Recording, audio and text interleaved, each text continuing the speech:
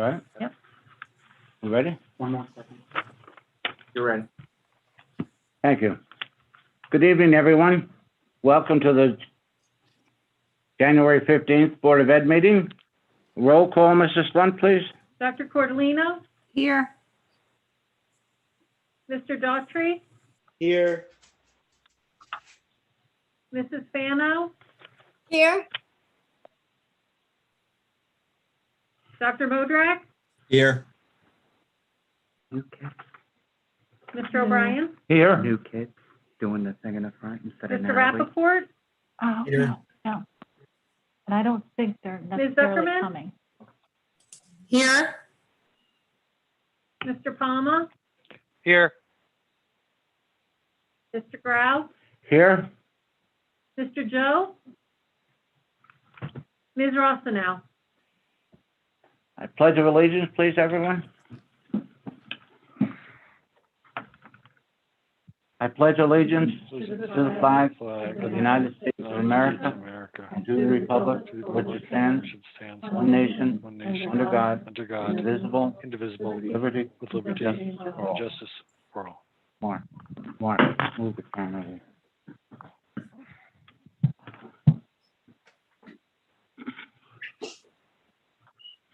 It doesn't appear that we have our student reps here this evening, so we can skip that report. Open public meetings, notice, Mr. Slunt? The New Jersey Open Public Meeting Law was enacted to ensure the right of the public to have advance notice of and to attend meetings of public bodies at which any business affecting their interests is discussed or acted upon.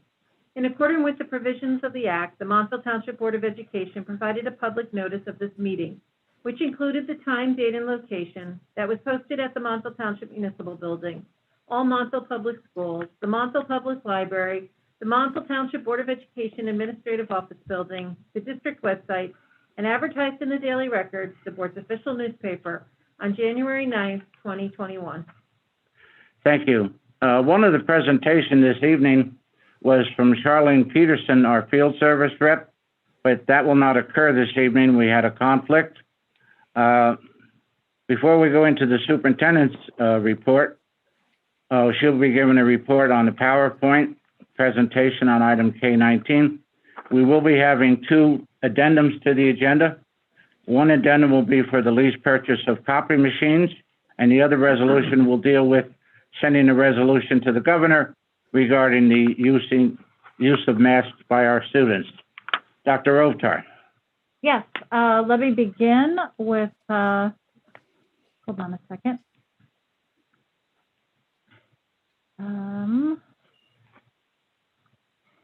Okay, let me begin with the addendum, the resolution. I will read it because I know some of you may be not able to see it if you're on a smaller screen.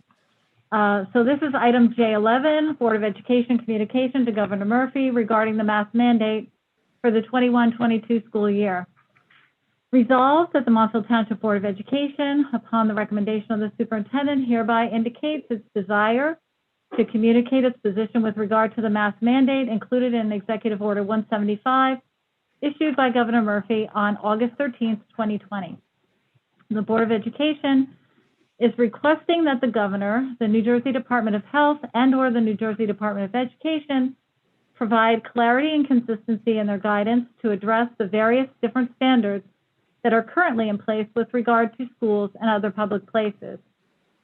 The Board of Education requests that decisions with regard to the wearing of masks in schools be made in a timely fashion to provide ample time for school districts to update and communicate their plans for the extended school year program, summer programs, and the opening of school in September 2021.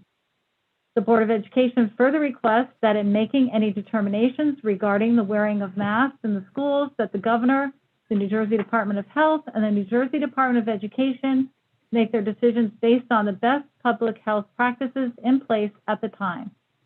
The Board of Education requests the governor provide direction that will allow decisions with regard to the relaxing of the mask requirements for students, faculty and administration, and other support staff be made at the local district level by the superintendent of schools in consultation with the district's local health department.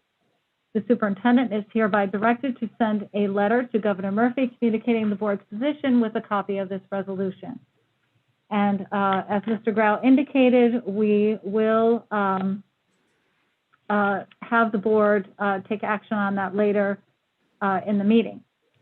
The other item on my report is the district's safe return plan. And I just wanted to preface the PowerPoint with a couple of remarks. The directive from the New Jersey Department of Education did not require the creation of a committee for the formulation of this plan, unlike last year where such a committee was required. The plan does require that the public have an opportunity to comment on the plan, and that opportunity will be provided tonight at the board meeting. The plan is specific to the 8 required topics on health and safety that are part of the Department of Education's template. The template requires us to provide information on each of these topics. The guidance that we received from the New Jersey Department of Education indicated that on certain topics, such as masks, that the plan should reflect that the district will follow the guidance in place at the time, understanding that it is likely that the guidance will change over time. And districts are required to update these plans every 6 months. Okay. So our safe return plan. As I indicated, we did receive this template back on May 24th. We have until June 24th. We were given 1 month to prepare and adopt and post the plan on our website. As I indicated, there are 3 required sections to the plan, 8 required components in the category of maintaining health and safety, and the PowerPoint will highlight those components of the plan.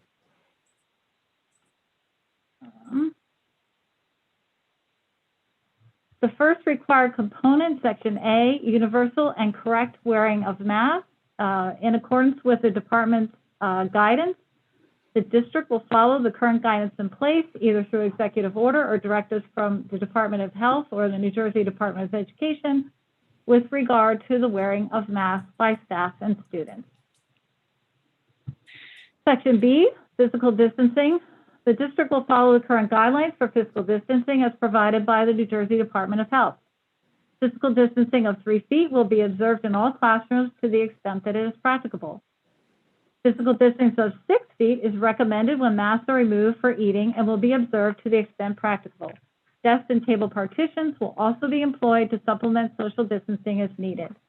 In those situations where physical distancing needs to be supplemented, again, we will use the desk shield as an additional mitigation strategy. Section C, hand washing and respiratory etiquette. Hand sanitizer is provided at the entrance to each classroom. Students are recommended to frequently wash and sanitize their hands. Students and staff are reminded to use proper etiquette when they sneeze or cough. Section D, cleaning and maintaining healthy facilities, including improving ventilation. It is noted that the Montville Township Public Schools installed ionizing filters in all of our classrooms for the 2021 school year. Cleaning protocols that we have had in place during the current school year will continue. School buses will be cleaned and disinfected daily. Section E, contact tracing in combination with isolation and quarantine in collaboration with state and local health departments. The Montville Township Public Schools will facilitate the work of the Montville Township Health Department with regard to contact tracing. Current guidelines provided by the New Jersey Department of Health with regard to isolation and quarantine will be followed. If a parent receives notification over the weekend of close contact with their child with a positive case, the child should not be sent to school until the parent confers with the school nurse. Fully vaccinated students and staff will follow the guidance issued by the New Jersey Department of Health with regard to the need to quarantine following close contact with a positive case. Section F, diagnostic and screening testing. All parents will be required to perform a screening of their child for symptoms daily. Staff members will do a self-screening. Unlike the current school year, we will not require the use of an app to report the screening results. Anyone exhibiting symptoms should not attend school and should seek an appointment for a COVID-19 testing at their earliest convenience. Section G, efforts to provide vaccinations to the school community. The district will continue to work with the Atlantic Healthcare System or other local providers to facilitate access to vaccinations for staff and students as necessary. Section H, appropriate accommodations for children with disabilities with respect to health and safety policies. The district will work to ensure that the specific needs of students with disabilities are addressed with regard to any necessary health accommodations in the classroom with regard to in-person instruction. For the 21-22 school year, only those students who have a documented medical condition which prevents them from attending school in person will be exempt from attending school in person. For those students, home instruction will be provided in accordance with the district's policy number 2412. The next section is ensuring continuity of services. Section A, how will the local education agency ensure the continuity of services, including students' academic needs, students and staff social, emotional, and mental health, and other needs? I just want to stop for a second and note that this plan is a nationwide plan. Anyone who is receiving federal money through ARP is required to submit this plan. The template was developed earlier in the spring when Congress authorized the funding. And at that time, many schools across the nation were still not open for in-person instruction. So we all have the same template. As you all know, our district has been open for in-person instruction since September of 2020. The district is offering the Skill Building Summer Camp program for selected students during the summer of 2021. Supplemental after-school programs in English language arts and mathematics will again be offered at the elementary and middle school level in the 21-22 school year. And the district remains focused on mental health concerns and will coordinate programs through the school counseling department.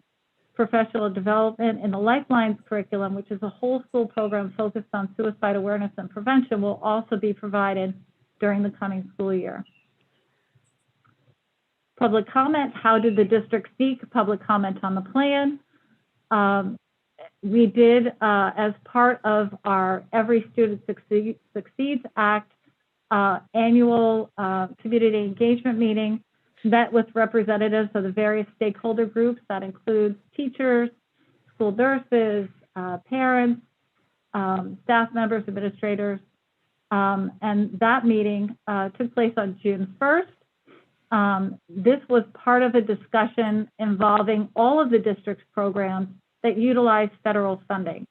So the Safe Return Plan was reviewed at that time, and some modifications for some revisions were suggested and made. The required public comment period is provided this evening at our June 15th Board of Education meeting. We are using the basic plan template that has been provided and required by the New Jersey Department of Education. Following board approval, the plan will be posted on the district's website.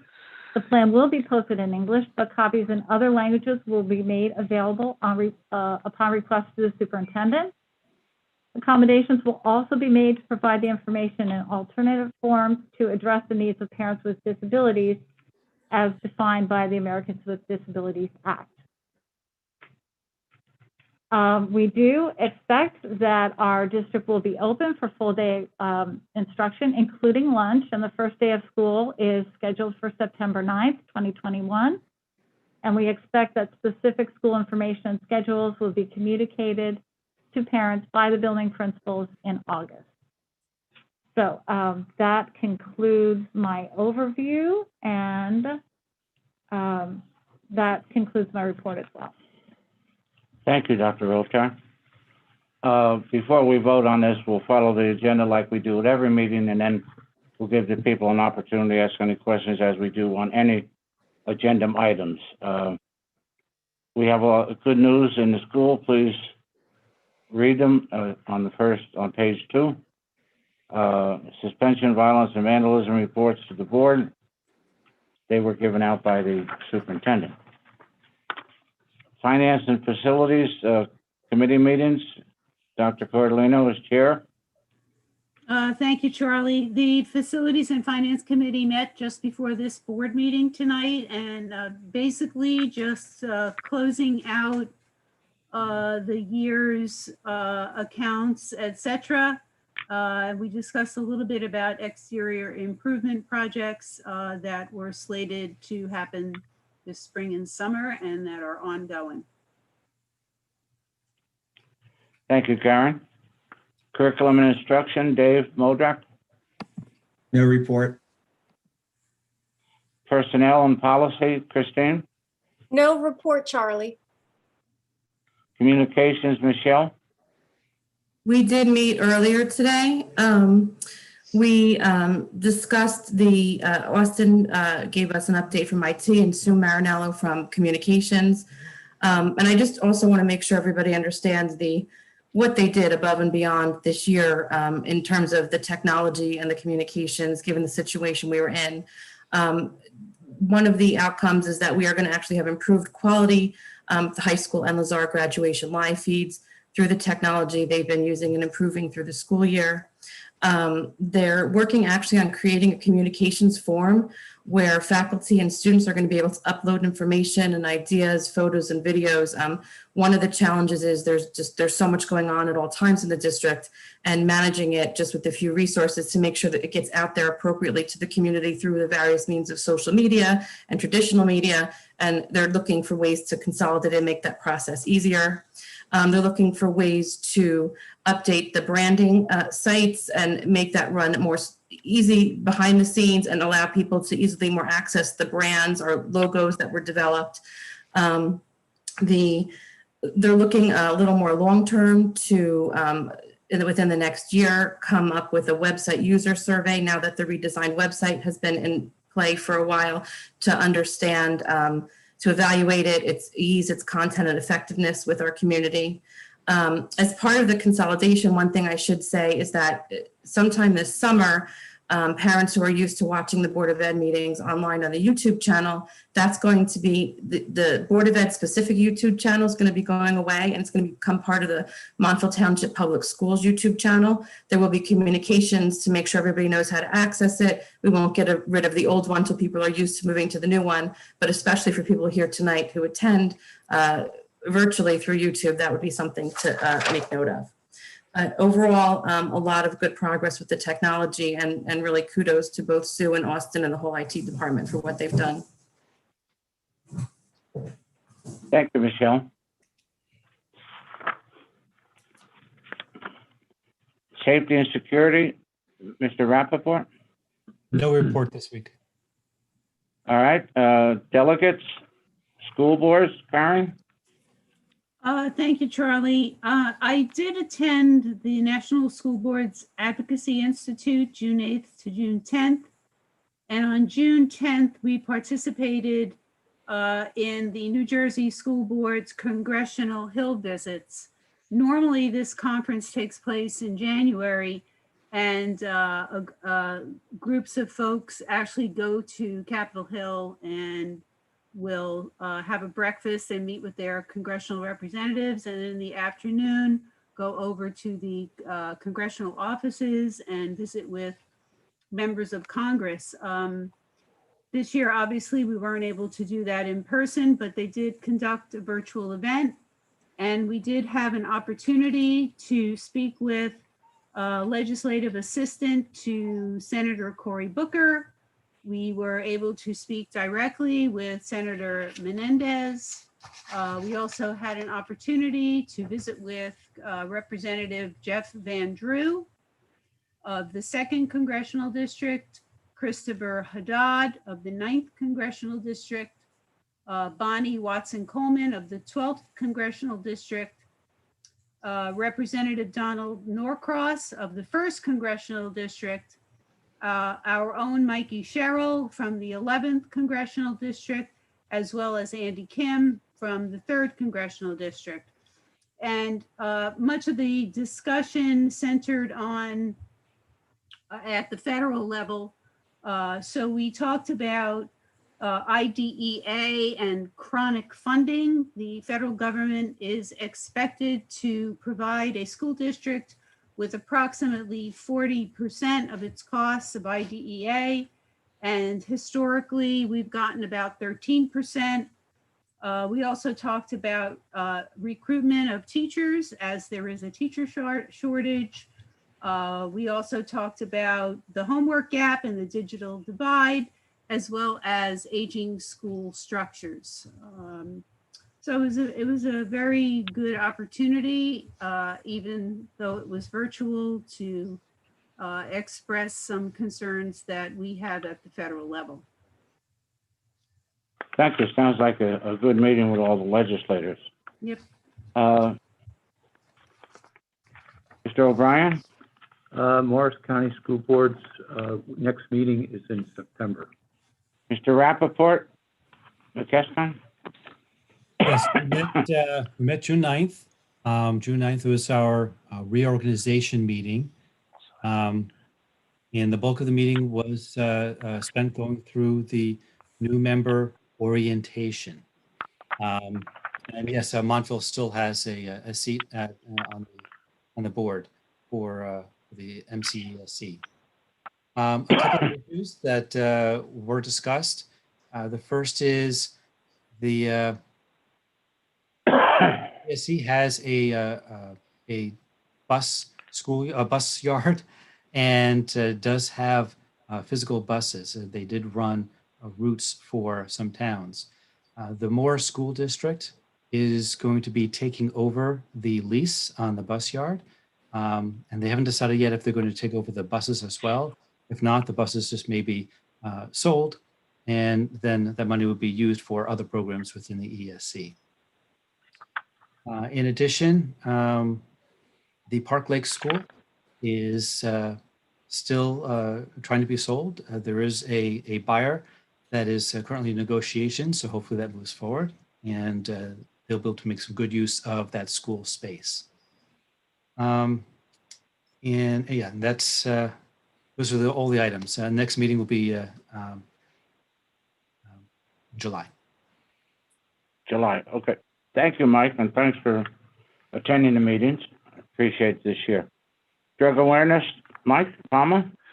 Sure. We met on June 9th to discuss our lawn sign fundraiser. Right now, we have approximately 120 lawn signs out there. We have 4 participating schools, the high school, Lazar, and 2 of our elementary schools.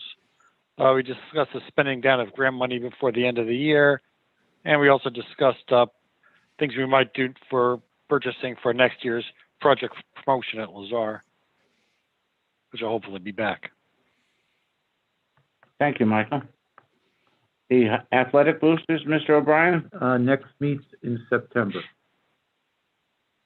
The liaisons to the various schools, Cedar Hill, Karen? No report.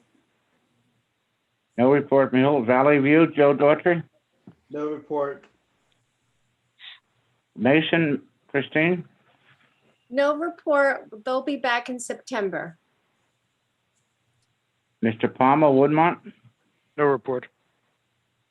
And Lazar School? No report. Dave? And the high school? No report. Can I Okay. just, wait, Charlie, hold on a second. Just one real quick thing. The high school is going to be having its annual science symposium this year. It's a Zoom webinar this Thursday, the 17th at 6:30. People are encouraged to check it out. See what the high school students have been up to in their science programs and their science independent research programs. Thank you, Mike. Yeah, it's always amazing. Thank you, Dave. Negotiations, Karen? Teachers? Thank you, Charlie. The board's team met with the association's team last night. It was a productive meeting, although we didn't settle, not yet. I believe we're close. We are going to meet with the mediator on July 1st.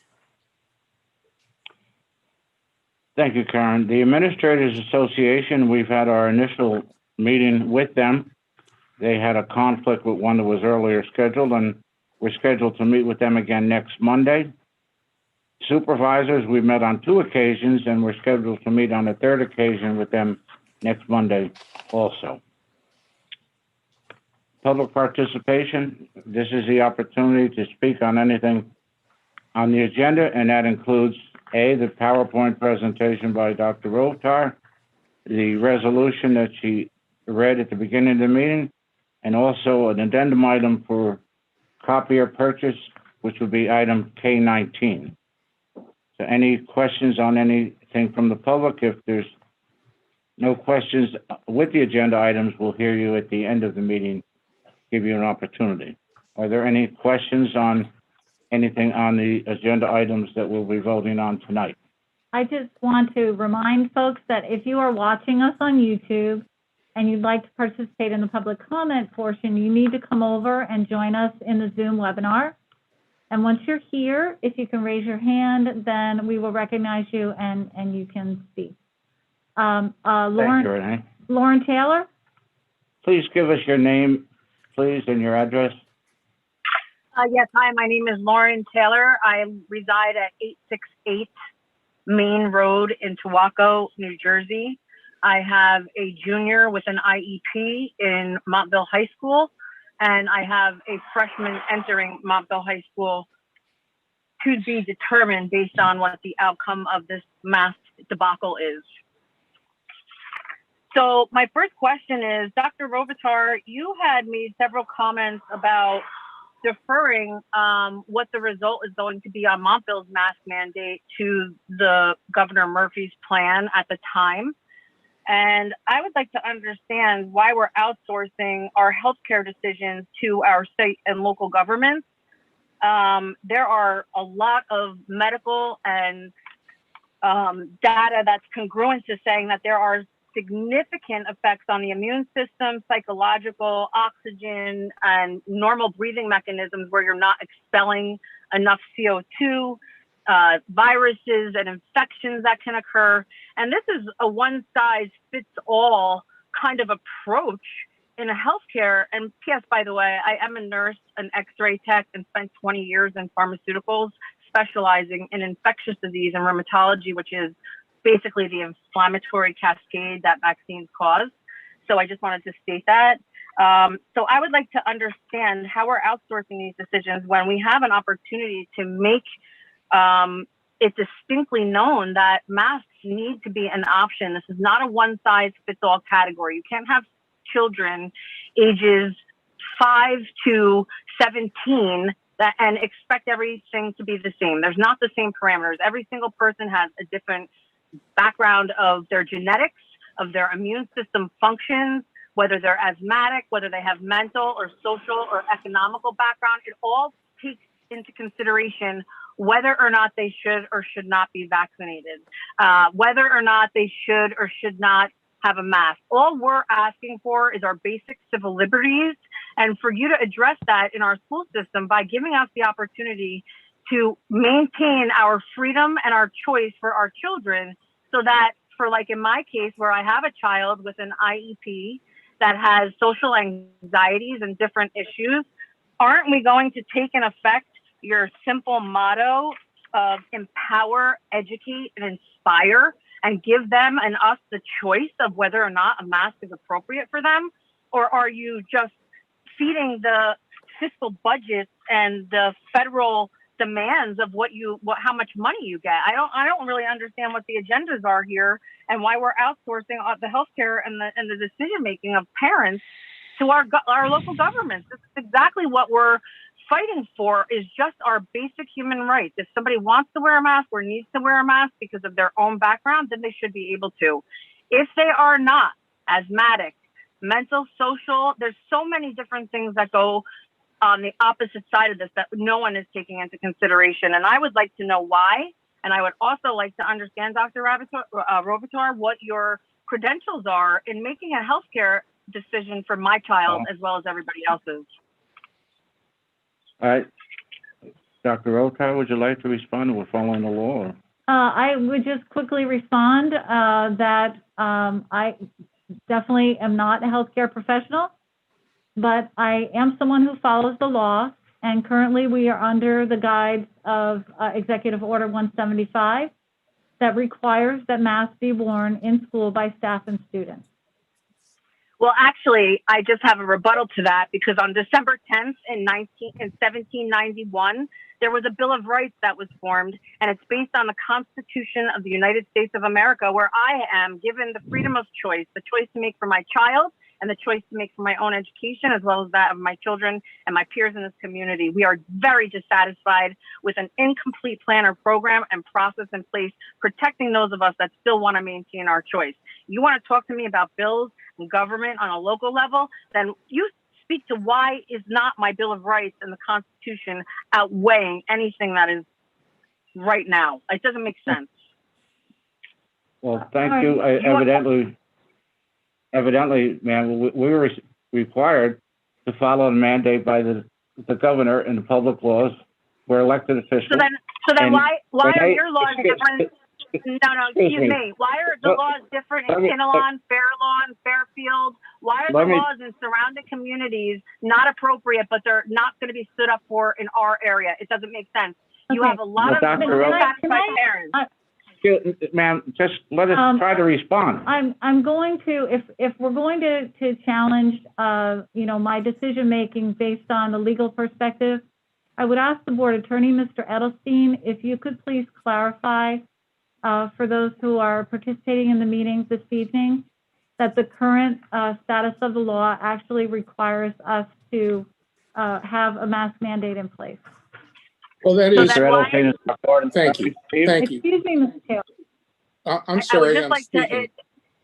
Thank you. I'm sorry. I don't mean to be disruptive, but I would like you to include in that in the response the template that's being used in Mansfield, and why is it appropriate for one county or state? Let's have Mr. Edelstein respond, and then we have a policy where we try to keep each person. We have quite a few people, I think, who want to speak. So let Mr. Edelstein give you the rationale why we're taking this approach. Steve? Sure. First of all, I hope everybody understands that a school board is not an independent body. It is subject to the jurisdiction of the Department of Education, which is part of the executive branch of the state government. So there is a chain of command that must be followed, and all school districts follow the same chain of command, or at least all are obligated to. The current state of the law on mask wearing in schools is that according to the executive orders, nothing has changed. Mask wearing is still required. And that's true under Executive Order 175. It's also true under Executive Order 242, which was issued in May of this year. According to the guidance from the New Jersey Department of Health, mask wearing is still required. According to the CDC guidance as of May 15th, mask wearing is still required. And of course, as the New Jersey Department of Education still requires mask wearing. I don't know why some school districts choose not to follow the law. That happens from time to time, but the Montville School District has always followed the law. Thank you, Steve. So in following the law, that doesn't include the Bill of Rights? Excuse me. I think what we would choose not to do is to engage in a debate. That's really not the intent of the public comment period. If you have a comment that you would like to make, we invite you to do so. And I'm going to move on to the next speaker, which is Thought in Motion.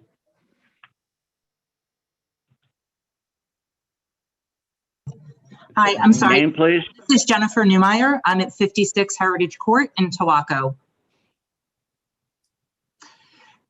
You know, Montville Township school motto is to educate, inspire, and empower. And have you taken the time on the effectiveness of a mask? There's no clear-cut evidence that they're effective? Have you looked into the increased cases of sinus infections, respiratory diseases, nosebleeds, or illnesses caused by the mask? What about the emotions of a child because they can't be heard or can't be heard easily or see a smile? We're robbing our children of their youth by forcing them to mask up. What about the increased suicide rate that we're seeing amongst our youth? Where is the mindfulness in that? Taking away choice and mandating it is not empowering, that's called control. Having this teaches our children to navigate through life being disempowered and suppressed. Defaulting to the government is not inspiring or advocating for the emotional or psychological well-being of a child. There is zero advocating for a child in this proposed plan. As a parent and a taxpayer, I am not inspired by this plan. To inspire gives someone the urge to take action. This is an example. This is the example we're setting for our children on how to inspire. No choice, no mask, and intimidation to follow the rules. That's not inspiring. My child has come home from school with recurring headaches and feeling nauseous. She feels intimidated to pull down her mask, even for a second, even when she can't breathe. Where's the protection of our freedom of choice for our kids? They are our future. And is this how we really want to educate, inspire, and empower our children? Your next choices will be defining. And is this the legacy you want to leave behind? Thank you. Thank you, Jennifer. Laura Mansour? Hi, can you hear me? Yes? Yes. Your name, please? I just took her out. Give me 1 second. Oh, hold on a second, Laura. We're getting you back in. Hold on. Am I in? Yep, you're there. Yep, you're All there. right, go now, Laura. Okay, 13 Hollister Road in Tuaco. So I want to touch on the mask mandate and your safe return plan as well, because you had said, you're looking to the governor and you're waiting on him, which is basically a non-answer at this point. And you get the guidance from the state, from the New Jersey Department of Health, and that this is where you get your direction from. But then you have districts like Mansfield who just submitted a mask optional policy today for the 2021-2022 school year. And they are on record for having air conditioning, which was something that you used to kind of brush off our concerns about the masks at this point. And, they are in New Jersey. They're under the same governor. They're taking the same guidelines. They're looking at the same safe return plans and direction and guidance. How is it that they can have masks optional and yet our district is still like this? It makes absolutely no sense. And there's no law to say. I think, Laura, I think Mr. Edelstein responded to that, Laura, when he spoke a few minutes ago, that these districts are obligated to do that. And we are obligated under a mandated directive from the governor and the Department of Education to do this. Some districts have opted to do whatever they want to do. And we've been advised and we agree that we cannot do that. We're passing a resolution encouraging the governor to get rid of the masks and so on and so forth. But up until that point, yeah, there's been some, but we're not doing it. We can't do it. Yes, you can. Then why isn't someone suing these school districts for breaking the law? I don't know, but it reminds me of last year when we were going through graduation, when Wayne passed a resolution that they're going to have a big graduation and there was a limit on how many seating, but Wayne didn't care. They were going to do it. Well, 2 weeks later, they were told by the governor that they're not going to do it because the governor had the rule with numbers of people in the stands and stuff. We're obligated to follow it, Laura. And I don't know what these other districts are doing. I know that attorneys are probably not recommending they do it, but some board members or boards of education just are going to do it. And we passed a resolution. We got 5 days of school left. Okay. We've had masks on since last September. Okay. We have the building's air conditioners. We have summer programs that are air conditioned. We're trying to get the governor to rest. And I would encourage each of you here to write to the governor, as we are, encouraging to make a change. We all have been. I'm sorry? We all They have have them. been. Oh, great. I'm happy. Good. That's fantastic. And the more that you do that, the better. And we're doing our part tonight. But we cannot pass a resolution telling the superintendent not to have the kids wear the masks.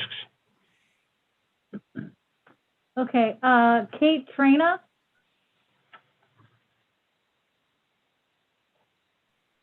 Hi, Keith? this is, Kate. yes, Kate? hi, this is Kate. I'm sorry, Turner. Kate. Sorry, I live at 84 River Road in Montville. I have a couple comments on the safe return plan. My first one being section A on the masks. From my understanding, guidance does not mean law. The CDC, the DOH, the DOE, they issue guidances, excuse me, on mask wearing. And it's my understanding that that does not equate to law. So could you please outline for me at the end of my comments what specific law needs to be followed here? As other people have stated, there are other school districts that also state they're following DOH and DOE guidance, but are making masks mandatory for next school year. My second point to that is that masks are covered under the FDA EUA. They are not allowed to be mandated because they are not federally approved medical devices.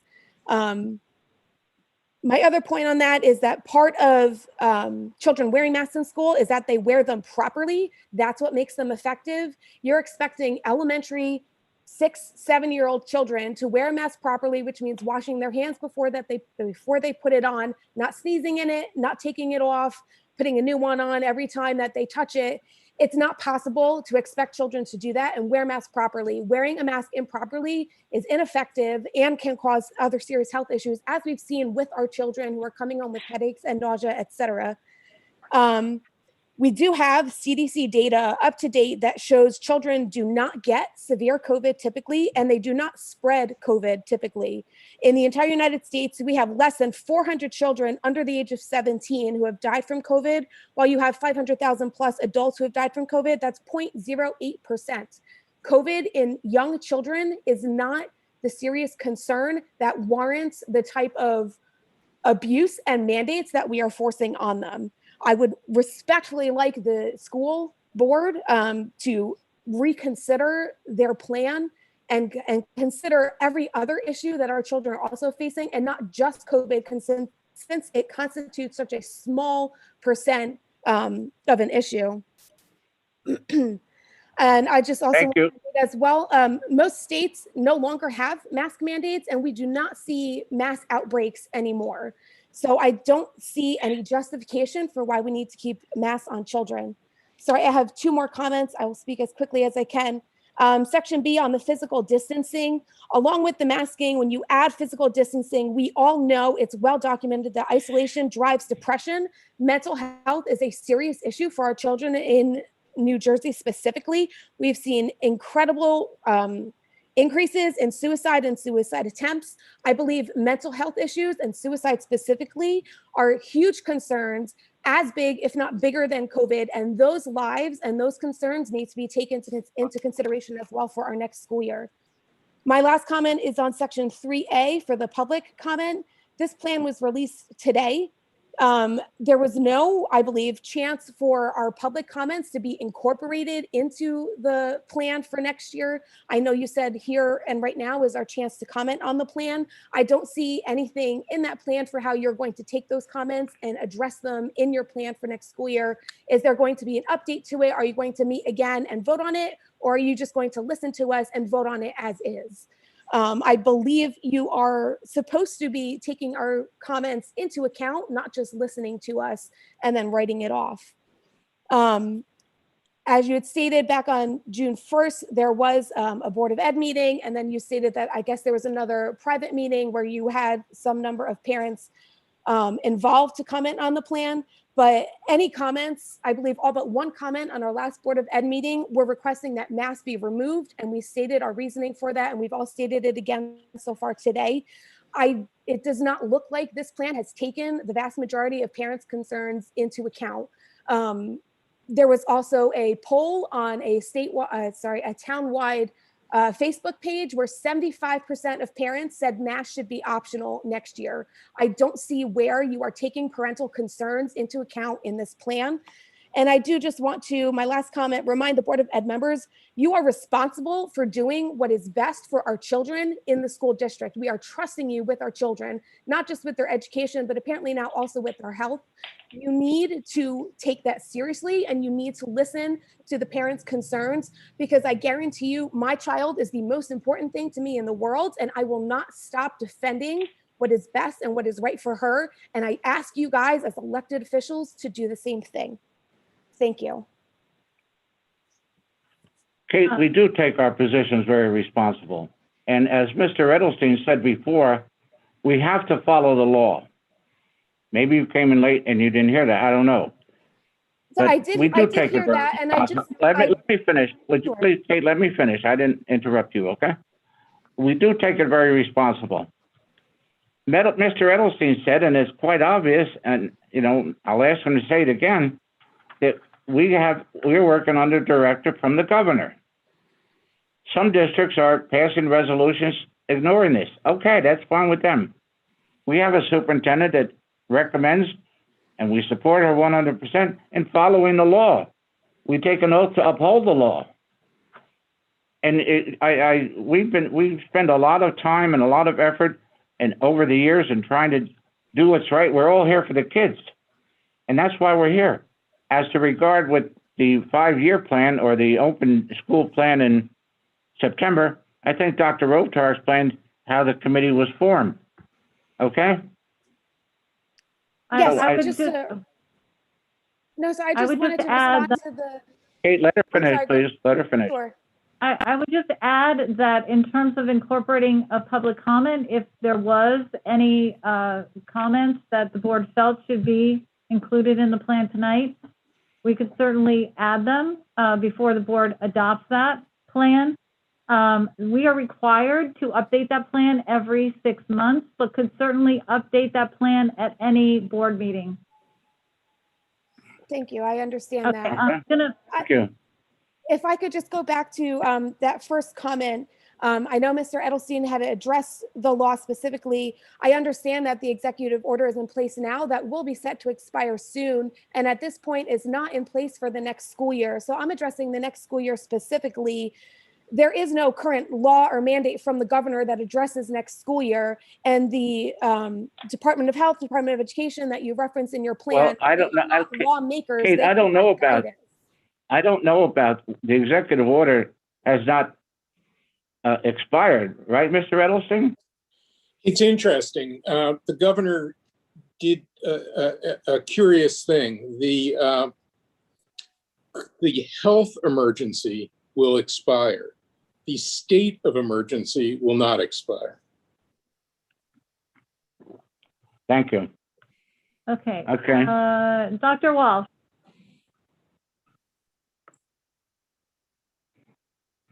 Hello? Hello? I'm here. Can you hear me? Yes, we Yeah. can hear you. Name, Sorry about please? that. Yep, Dr. Pete Walsh, 36 Douglas Drive in Tawako. Couple of comments and then a quick question. Obviously, everybody keeps up with the fact that there's only 2 active cases currently in Montville. It's been a month, actually, since there's been double digits in Montville, which is good. The governor yesterday said that 89% of people who are over 65, which is the majority of people who have unfortunately passed away from COVID, are now fully vaccinated, which is fantastic. I had a couple minutes in between patients today, so I had a nice conversation with New Jersey Department of Education employee named Mona Lisa Carino. I'm going to write her name down. I have her number if you need it. Mona Lisa Kalina. Kalina or Carino? I thought it was Carino. Kalina. Perfect. Kalina. I asked her how these other districts have been, quote unquote, breaking the law, and she told me that they're not. That is not the law. That last week when Governor Murphy, on one of his last press conferences, he clarified and gave full disclosure and full control and transparency to each individual district. So that is not the law. Currently, it's not. It was, but now it's not. She also is concerned that there has been no parent input with no parent survey when I told her that our reopening plan was not sent to the parents. She's concerned about that, and she's going to inquire with the board. So just keep an eye out for her phone call or her email. I think what we're mostly looking forward to is a parent survey. I think that would solve a lot of these issues that you guys are going to continuously come in contact with tonight and probably throughout the whole summer. I appreciate the fact that you're going to send a letter. I didn't hear all the letter. I scanned through it briefly that you're going to send the governor. It doesn't really have any opinion, which is kind of an issue for me. So a parent survey like the one we had online the other day, simply asking parents if you want to keep it up to parent choice or student choice, if you want to keep the mask mandate in place, or if the numbers increase, then we modify and we adapt as we go. It's a simple survey. You can easily send it out tonight and have all the results back by Thursday, and you can include it in the letter. I don't think anybody would complain about delaying the letter for 2 days to include the parent survey of the people of Montville that you're supposed to be representing, right? I mean, the Board of Ed is supposed to be representing the parents, not the other way around. So I can only ask for a parent survey. I understand that there's only one of you that has a student in the schools as we speak, if that's correct. I'm not sure if that's correct or not. I know no one has an elementary school student. So, kids that get vaccinated 12 and up, that's, again, up to them. But, kids who don't, or who are below 12 years old, don't have that option. And you're basically forcing these kids to wear a mask all next year with this current plan. I know it can adapt. But again, I just urge you to send out a simple parent survey. I don't think it's asking much to just include that with the letter that you're going to send. If you're not going to have a position, if you're just going to ask him what we can do, please at least include that. Please, we don't know what to do, but our parents, come back with 85% wanting to have an option, have a choice. Dr. Rose, just Perhaps several of us do have. Perhaps a show Several of of hands us do have right now. Perhaps a show of hands by the board right now. Looks like everybody's No, we don't. attentive. No, Dr. Rose, we're taking your comments, okay? The superintendent, I believe, wanted to respond, or you did not want to respond? No, I would just say I welcome Mona Lisa's call because we have followed, I have the template right here. And with the guidance from the Department of Education, we have followed that exactly in terms of what is necessary in preparing this plan. So I welcome her call. What's the date A on that? resolution. The date on this was released May 24th. Right. And so in terms of your comments regarding the governor, I don't have it with me, but I have verbatim what he said last Wednesday, and I've included it in so many parent emails I can almost quote it. But he did say that what we are not saying is that the mask can be removed forever and always. So there was no intent on the governor's part to have the mask mandate totally lifted for the remainder of the school year. True, but I would just like to add that while my kid who's 7 and 9, 2 kids who are 7 and 9 who are sitting behind a desk with a desk shield around them, with the teachers fully vaccinated, there's no reason, with also spaced out between 3 and 6 feet, while they're seated at their desk, there is absolutely zero scientific support for them to keep a mask on with triple protection. We're talking about the law. We're not talking about people's opinions. It's not an opinion. And I think Dr. Rose, I think Who's Dr. the Rose? comments made. Walsh. Dr. Walsh. I'm sorry about that. Some of us have kids in the schools. Some of us have grandchildren in the schools. With respect, Okay. sir, unless you're in it working every day with children that have to be home with you, or you have to cut your day short, it's not the same thing. I appreciate the fact that you have grandchildren in the school, but it is not the same. And with respect, it's a moot point that you keep bringing up, unless they live with you. Well, doctor, thank you very much.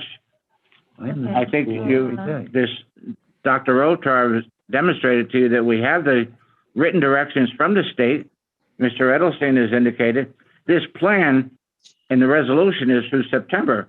I think everybody in the state is assuming that Murphy's going to come along and lift the mask ban. When and if he does that, great. But up until he lifts it, we have to follow it. Next. Andrea Green? This is, Good Mrs. Green? evening. Can you hear me? Yep. Address, please. Okay. Yep, Andrea Green, 17 Morris Avenue, Montville. I want to start out with a couple things, and I don't want to belabor a bunch of points that have already been discussed. Yeah, But but one point that's been discussed throughout the evening is whether or not Executive Order 175 is law. As you know, an executive order is an executive order. It's issued by the governor. If you read the text of that executive order, there are several different bases under which exemptions are permitted to the indoor mask policy. And I'm not sure if anybody's taking the time to really go through those. Number one, when doing so would inhibit the individual's health. The reason I want to bring that up is because on June 7th, the governor issued a tweet stating, quote, school officials are empowered to relax masking among students and staff in their buildings, given extreme weather conditions. And Dr. Rovtar and I have communicated a number of times on this issue. And Mr. Grau, I've also reached out to you and received a response directly from Dr. Rovtar on that. And I want to know under what circumstances the district was operating when it decided that a heat wave would not qualify as a basis to act on that relaxation of the masking guidance that the governor gave. And in fact, the district apparently reached out to the Department of Education for clarification on that, because we all received a communication on June 8th, 2021. And I will quote exactly what it says. The response from the Department of Education was, quote, masking protocols outlined in Executive Order number 175, which are aligned with current CDC recommendations, remain in place. True. The order includes an exception to masking requirements outdoors during periods of extreme heat. And where it gets a little murky is that while that guidance was given from the Department of Education and was specifically given by the governor, our district refused to relax the indoor mask policy, despite the fact that our children were riding on buses in the district without air conditioning. And we were told that the windows should be open and that was sufficient, and that was sufficient ventilation. Despite the fact that our children are walking into the district, into the schools, and obviously it's not air conditioned outside. And if you look at William Mason, our children walk up a rather steep hill with a mask on while they're on school property. The hallways are not air conditioned in the buildings. And also it's my understanding that there were several classrooms throughout the district that air conditioning was not properly working. And yet our district refused to take any position to relax the mask, indoor mask mandate during that specific time period whatsoever. And I want to know what the reasoning is for that, because I've been told a number of times that air conditioning was the reason why we were not permitted to do that. But of course, there's not air conditioning in all aspects of the building, in all places of the building, nor did the tweet that was issued by Governor Murphy even reference air conditioning, and nor did the response from the Department of Education reference air conditioning. So I want to know, number one, what exactly the language was that was sent to the Department of Education, which resulted in that June 8th, 2021 response, because I'm a little confused as to why that response was even referencing Executive Order number 175, unless our communication to the Department of Education actually referenced that, being as though Governor Murphy didn't reference Executive Order 175. So that's the first point. And the second point is I want to know why, Dr. Rovtar, you sat on a state advisory panel to the Department of Education, and you have communicated to me in writing that you have discussed the issue of masks and that you participate in this advisory panel with respect to operational guidelines for schools, that masks have been discussed. So I'm not quite clear why we need clarification from the Department of Education if you sit on that panel. I will just respond that with regard to the communication that I shared on June 8th, all districts received that. That was not specifically sent to the Montville School District. That was a release that was made by the New Jersey Department of Education to clarify the governor's tweet on June 7th, because as you can imagine, a tweet does not really give you very much to govern by. So the department issued that guidance to everyone. I can only tell, Mrs. Green, you and I have gone back and forth on this issue many, many times.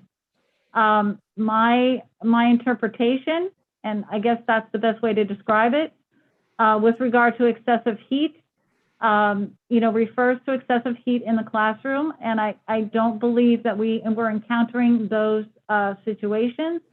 And that is why I determined that, within the Montville District, we were not going to waive the wearing of masks for our students. We could probably Dr. debate this Rothschild, to death. Excuse If me, I Mrs. may. Green, let her finish. Mrs. Green, no, let Dr. Rotar finish. No, okay? Dr. Grau, We can debate I think I've heard Dr. Rovetar's point. It's a little hard to hear over the Zoom meeting, but I would like to get a point out there because according to the bylaws, no, give her the excuse me, according courtesy to of the speaking, bylaws, Mrs. I'm entitled to 5 minutes of time to speak, and I'd like to get my point across. So if you would please allow me to ask my question uninterrupted, I'd appreciate that. I would like to know why the flexibility was not given for the heat wave when the children were placed on buses without air conditioning. All right, the answer to that question was, I believe, confirmed. If you want to listen back to the governor's press conference yesterday, he very clearly says that his comments about waiving the mask does not apply to buses. Well, then it certainly would apply in the school hallways, wouldn't it? Without air conditioning in the school hallways. You asked your question. I invite you to listen to his remarks yesterday because he does address that specifically.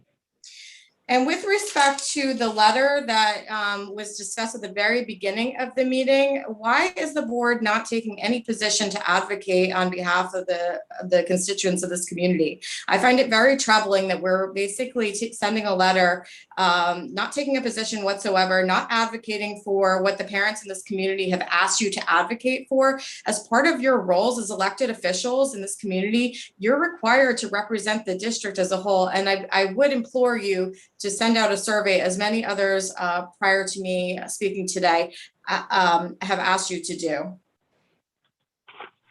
Thank you for your comment. Thank you, Mrs. Green. Kristen Vetri?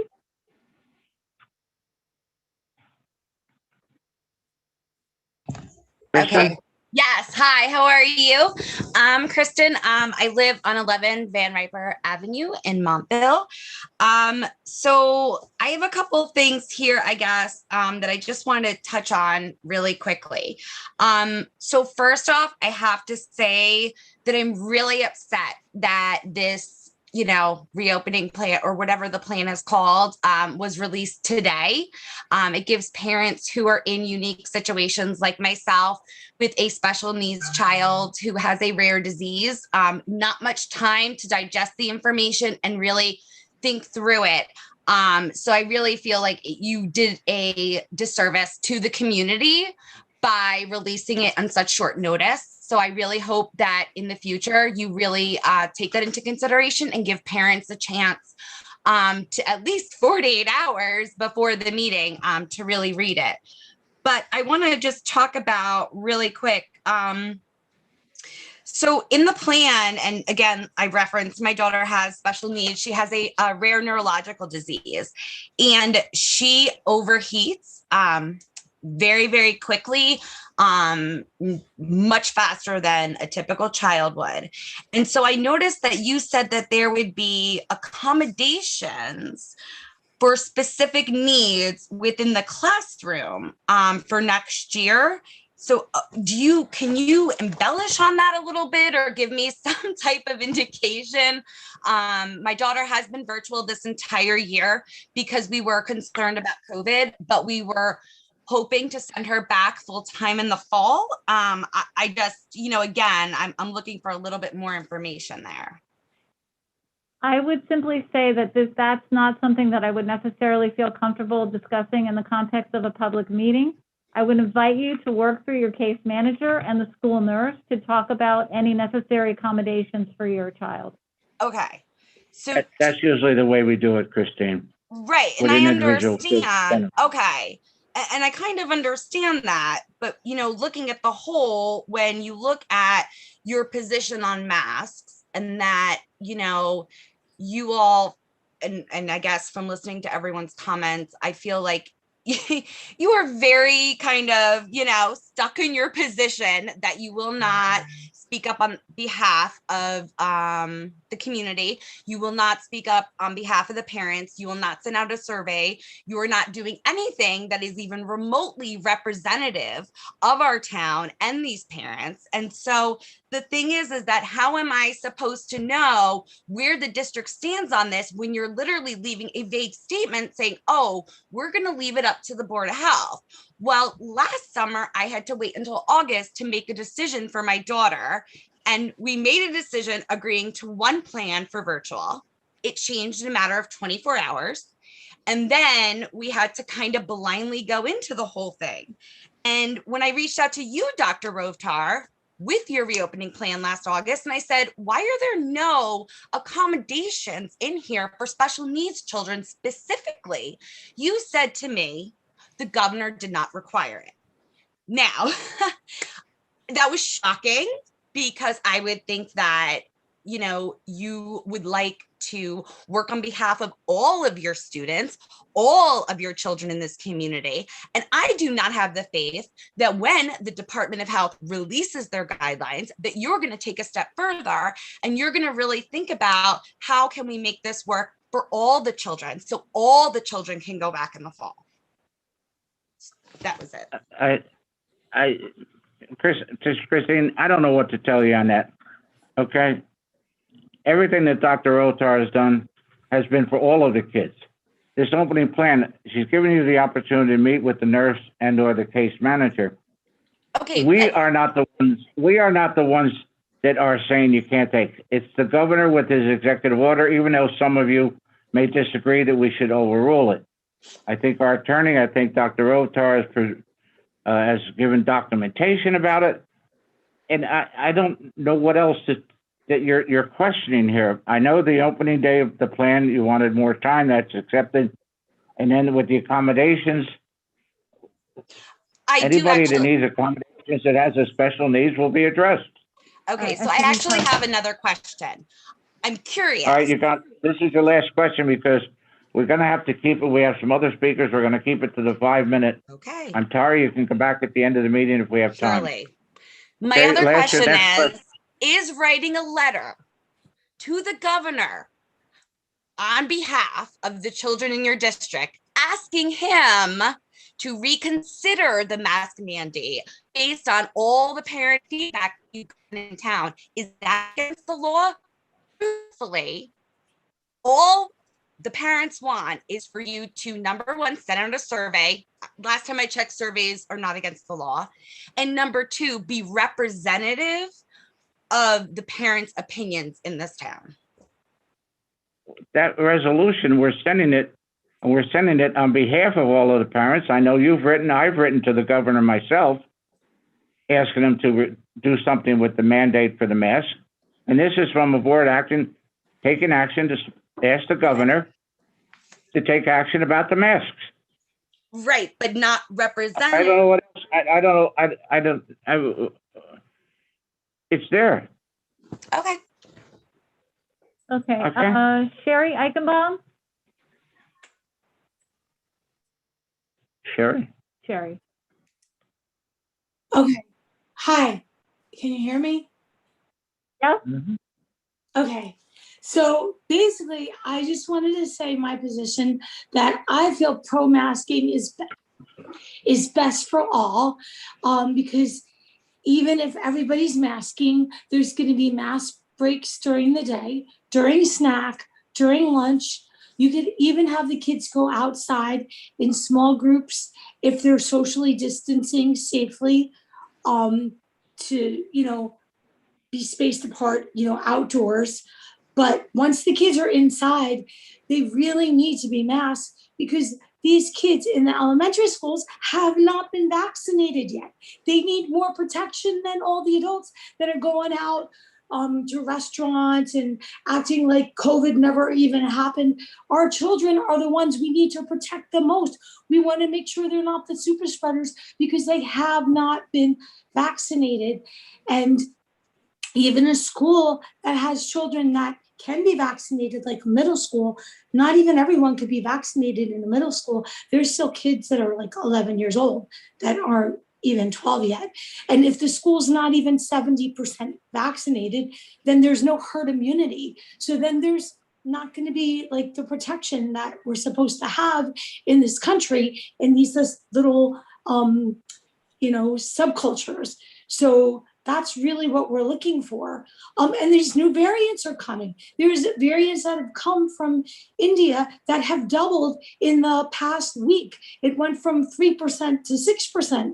And this is just the beginning. We still don't know everything that we need to know about COVID-19. Like, everything is up in the air for the fall. And these are from leading doctors, from leading hospitals in New York City and top docs in New Jersey. I'm constantly speaking to them, finding out about the latest and doing research and going on top websites that are, JAMA and all the, recommended websites for, graduate students, because, I have, a master's degree, so I know a little bit about research. So there's still a lot of unknowns. And if you, want to have your kids and your family do risky business on your own time, that's your business. Just be responsible and just know when you send your unvaccinated child into the school, they really need to mask, but there'll be mask breaks.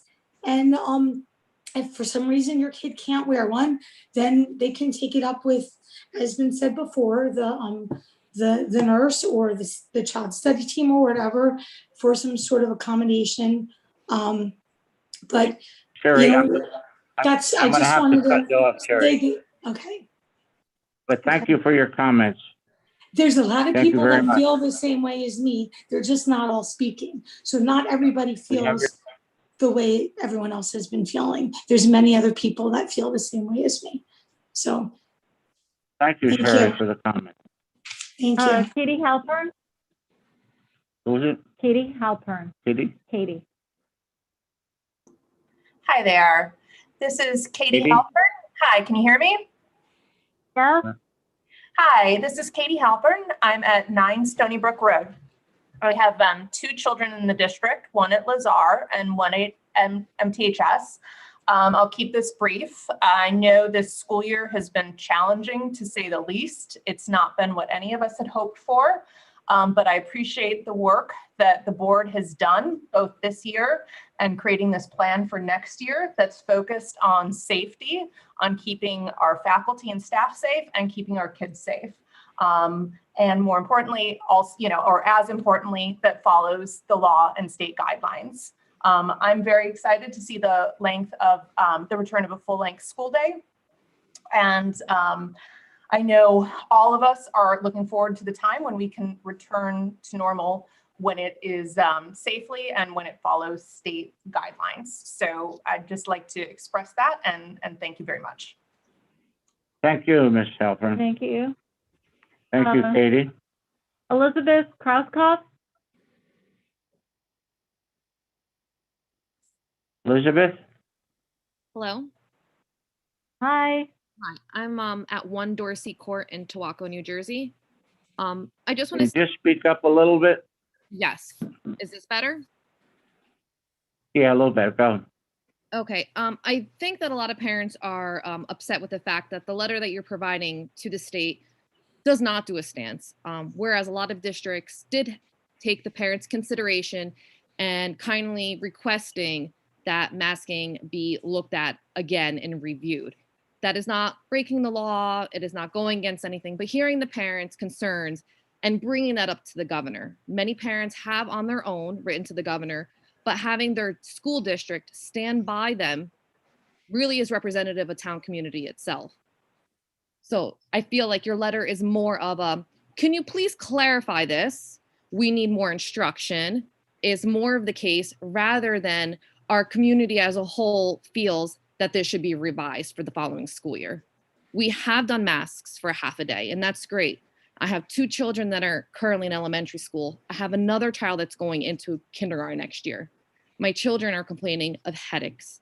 They are getting bloody noses. My child who will be entering kindergarten, his current teacher thought he had a speech impediment. He does not have a speech impediment. He has a mask on his face, prohibiting him to speak clearly and soft-spoken.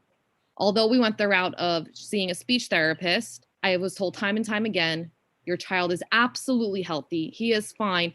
The mask is the problem.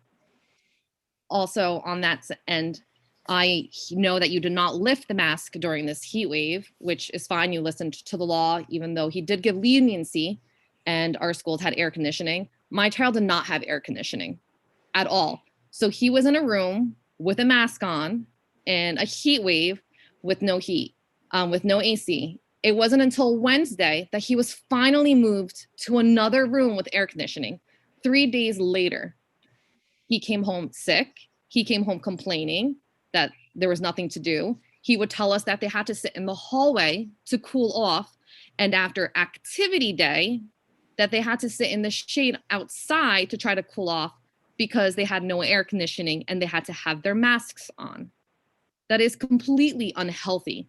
I am sure the board, the schools, our principals do not want our children passing out, possibly hitting their head, causing more physical damage to themselves than anyone else, because they passed out due to a mask for not being able to breathe, which is the point. You want our children to be healthy. I want my child to be healthy. I want everyone else's child to be healthy. But we have to consider, are we going too extreme on certain days to be following the law? And then my last question is, I understand with Mansfield and other school districts putting in their plans, which I know every school district has to put in their reopening plan to the state, and then the Board of Education will approve it. Now, are we saying in the case, I'm just using Mansfield because this is the hot topic, if their plan does get approved by the state, where they're having an optional only masks, and our school district does not put that in, are we not now going to have that opportunity because we put it in that you do not want it optional and we are following, versus Mansfield is saying we are having our 2021-22 school year with masks optional? Again, we can revise our plan if the guidance changes, which we expect it probably will over the summertime. Elizabeth, which school did your child go to that didn't have the air conditioning? Cedar Hill. And I did email, and the third day they did get moved. We are not the only school in Cedar Hill that did not have air conditioning. There was 3 classes that did not have proper air conditioning, but it took 3 days. 3 days. And that's a lot. Thank you. Thank you, Elizabeth. You're welcome. Marie Tripaldi?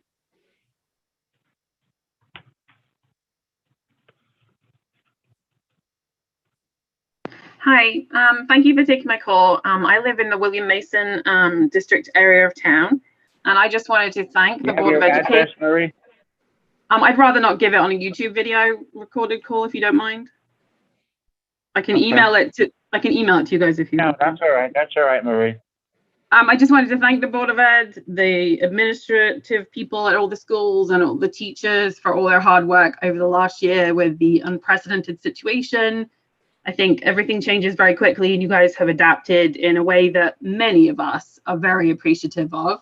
I think there's been a lot of people speaking on this call about how they represent numerous parents. Well, I would like you to know that I think the great majority of parents are happy, if not extremely happy, with how this has gone. And they just don't want to call into these and extend your evening any further to tell you that. But I speak for a number of my friends and other families that I've spoken to over the last few days, in that we appreciate everything that's being done. Thank you very much. Thank you, Marie, for your comments. Caroline Bucci? Hello. Hello. Hello, Carol. Caroline. Hi, everyone. Good evening. Thank you for taking the time with us tonight. I wanted to bring up, and Dr. Rovitar, I've been going back and forth with you on email, so I thought it might be better to clarify what I'm speaking about. I am not asking you to break the law. That's number one. Governor Murphy relaxed the mask mandates for a reason and a purpose during that extreme heat wave. My son was in a classroom without any air conditioner, just like Elizabeth, at Cedar Hill School for 3 days. Those poor kids, those poor teachers were working in an environment that was unhealthy. Why do parents have to say something for the right thing to be done? It should have been done automatically. My son's air conditioner, this wasn't just broken last week. This has been broken for months. And I think that is disgraceful.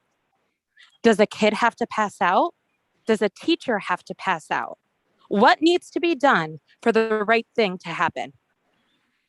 I'm very confused by this, and I am absolutely disgusted as a parent.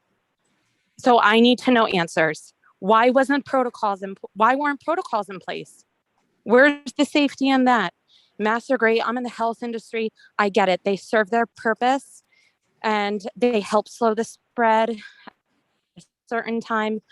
More and more data have come out that shows how ineffective they are. But when we're in a heat wave, then you didn't do it. And I'm very upset by that.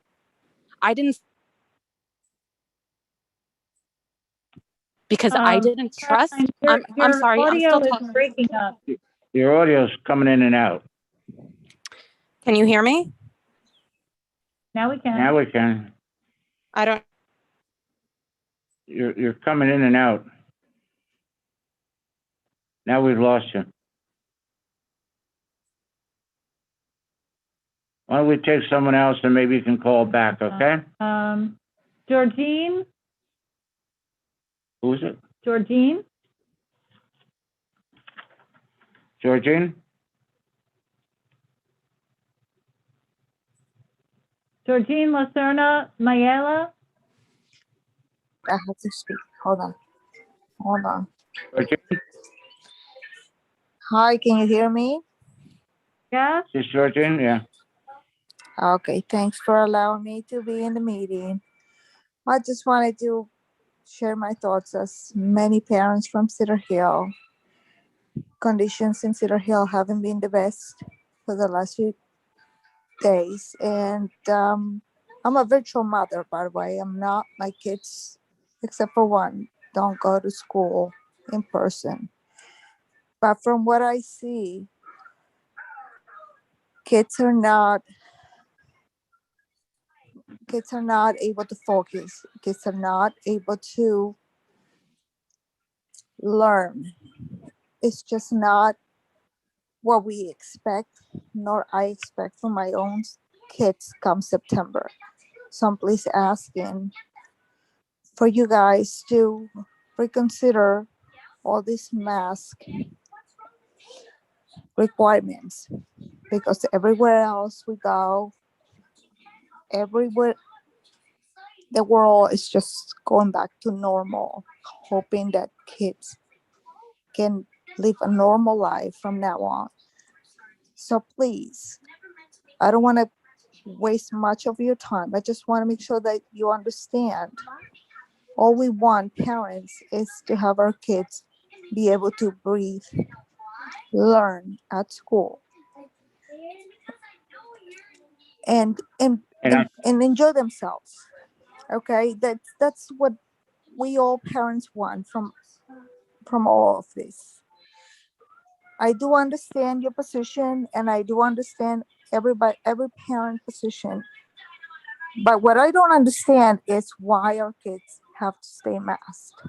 As the world is all opening up, we all are allowed to go places without a mask, and our kids aren't. I'm telling you from a virtual parent perspective. I am fortunate enough to have not be needing to mask my child throughout the year. But I do see and feel the pain from the other side. So please understand and consider all these parents' petitions and keep them in mind. It's very important for our kids to be able to breathe. And it doesn't matter if it's 3, 4, 5 days left from school.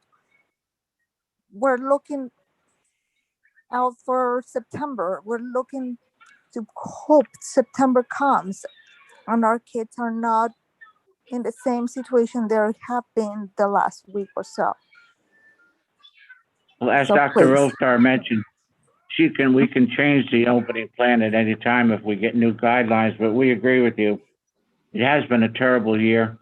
And I know you mentioned you kept your It has child been home. a terrible year, yes. It has been the most And terrible we year all for our agree, and children.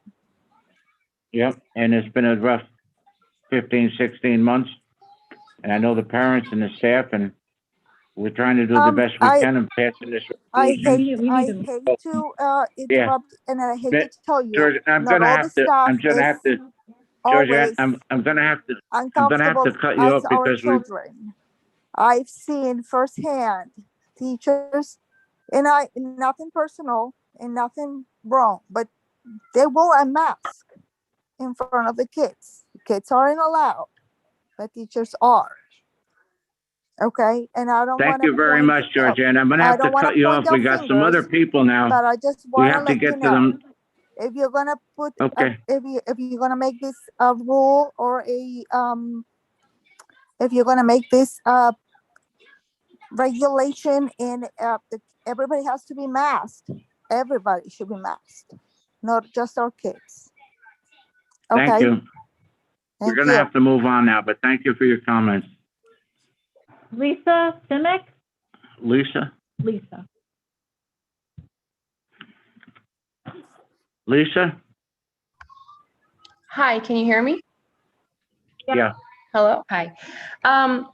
My question is regarding the section that was referring to the June 1st meeting where you had input from parents in the development of this plan.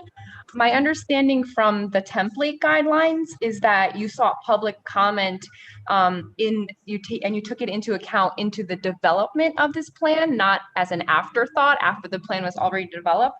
So as a parent at Cedar Hill, involved in the HSA, I know firsthand that as parents in our school, we were not invited to nor made aware of this meeting. HSA was not invited to participate. I would like to know which parents in our school district actually participated in this meeting and gave you input. Well, first of all, I would state that, and I'm going to read to you the guidance as it's stated in the template, because this does seem to be, an issue. The Act further requires that the LEA seek public comment on the safe return plan and take those comments into account in finalizing the plan.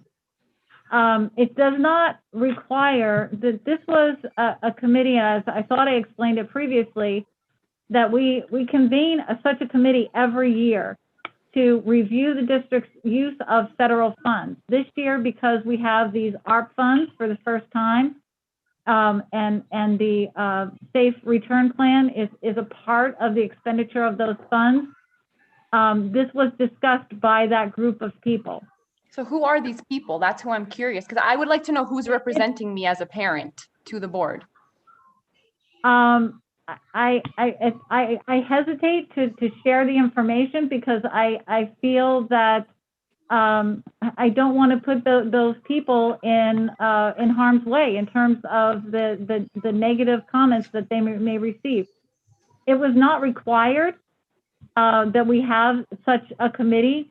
What we were required to do is provide the opportunity for public comment, which we are doing this evening. But the public comment is coming after your plan was already developed. So I'm just trying to understand how we as parents can be more involved in the future, because it seems as though you're completely disregarding everybody this entire year who's been commenting at the Board of Ed meetings, the 150 people who were outside of Lazar Middle School who you just chose to not even engage or address, or just, I really feel like we're just unheard. We're unheard, we're not being listened to. And for those of us who would like to be heard, what is your suggestion for how we can be a part of this as a collaborative community? I don't think there's a single parent in this district that has hesitated for a moment to share their thoughts with me via email this year. I get plenty of them. I do take that input into account. But we have followed the guidelines in preparing this plan. The plan is currently in draft form. I do expect, as I've indicated tonight, that the board will take action to adopt it, but it remains a living document that can be amended at any time. So after And, you know, hearing I this thank public for your comment, do you have any intention of editing this or the letter that you don't really have a position on, that you claim is a letter of position that you're sending to the governor? Well, I would say in terms of the plan, I have not heard any comment that would encourage me to amend the plan, because what you're asking me to do is to deviate from what the law dictates, and I simply cannot do that. So I hear you. You just are not presenting things that would allow us to revise the plan, because we simply can't do that at this point. And what about the Okay, letter to the Lisa? governor? I think the board has, you know, discussed the resolution. It's something that they feel comfortable with, and I do believe that that is probably what they will adopt later this evening. Thank you for not representing us. CS,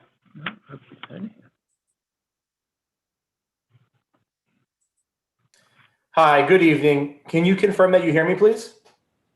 yes, we can. Hey, thank you so much. This is Chris Stoles, 22 Pine Brook Road in Towacco. I'd like to just start off. I want to thank everybody for being here this evening. On a positive note, my daughter's kindergarten teachers have actually been great this year. So I'll send a follow-up email on that, but they've really been great in terms of Zoom and the classroom, and I appreciate the hard work they've put in. But then, you know, to a less positive note right here, I'm actually empathetic to the position that Governor Murphy has left everyone on this call in. His lack of leadership, his deflection, it never feels good to be thrown under the bus, and I do feel empathetic to that. I fully appreciate law and order. I'm not asking you to break the law. I appreciate that this board is responsible to act in the interest of all the children, but you don't control their bodies and you can't dictate when they're warm or overheating. That's where, and that's why I had to join tonight to bring this up, because it's impacting my daughter specifically at Cedar Hill. I believe some of us have actually forgotten what freedom actually is. And it's actually sad hearing some people having demands for others of how to control their bodies.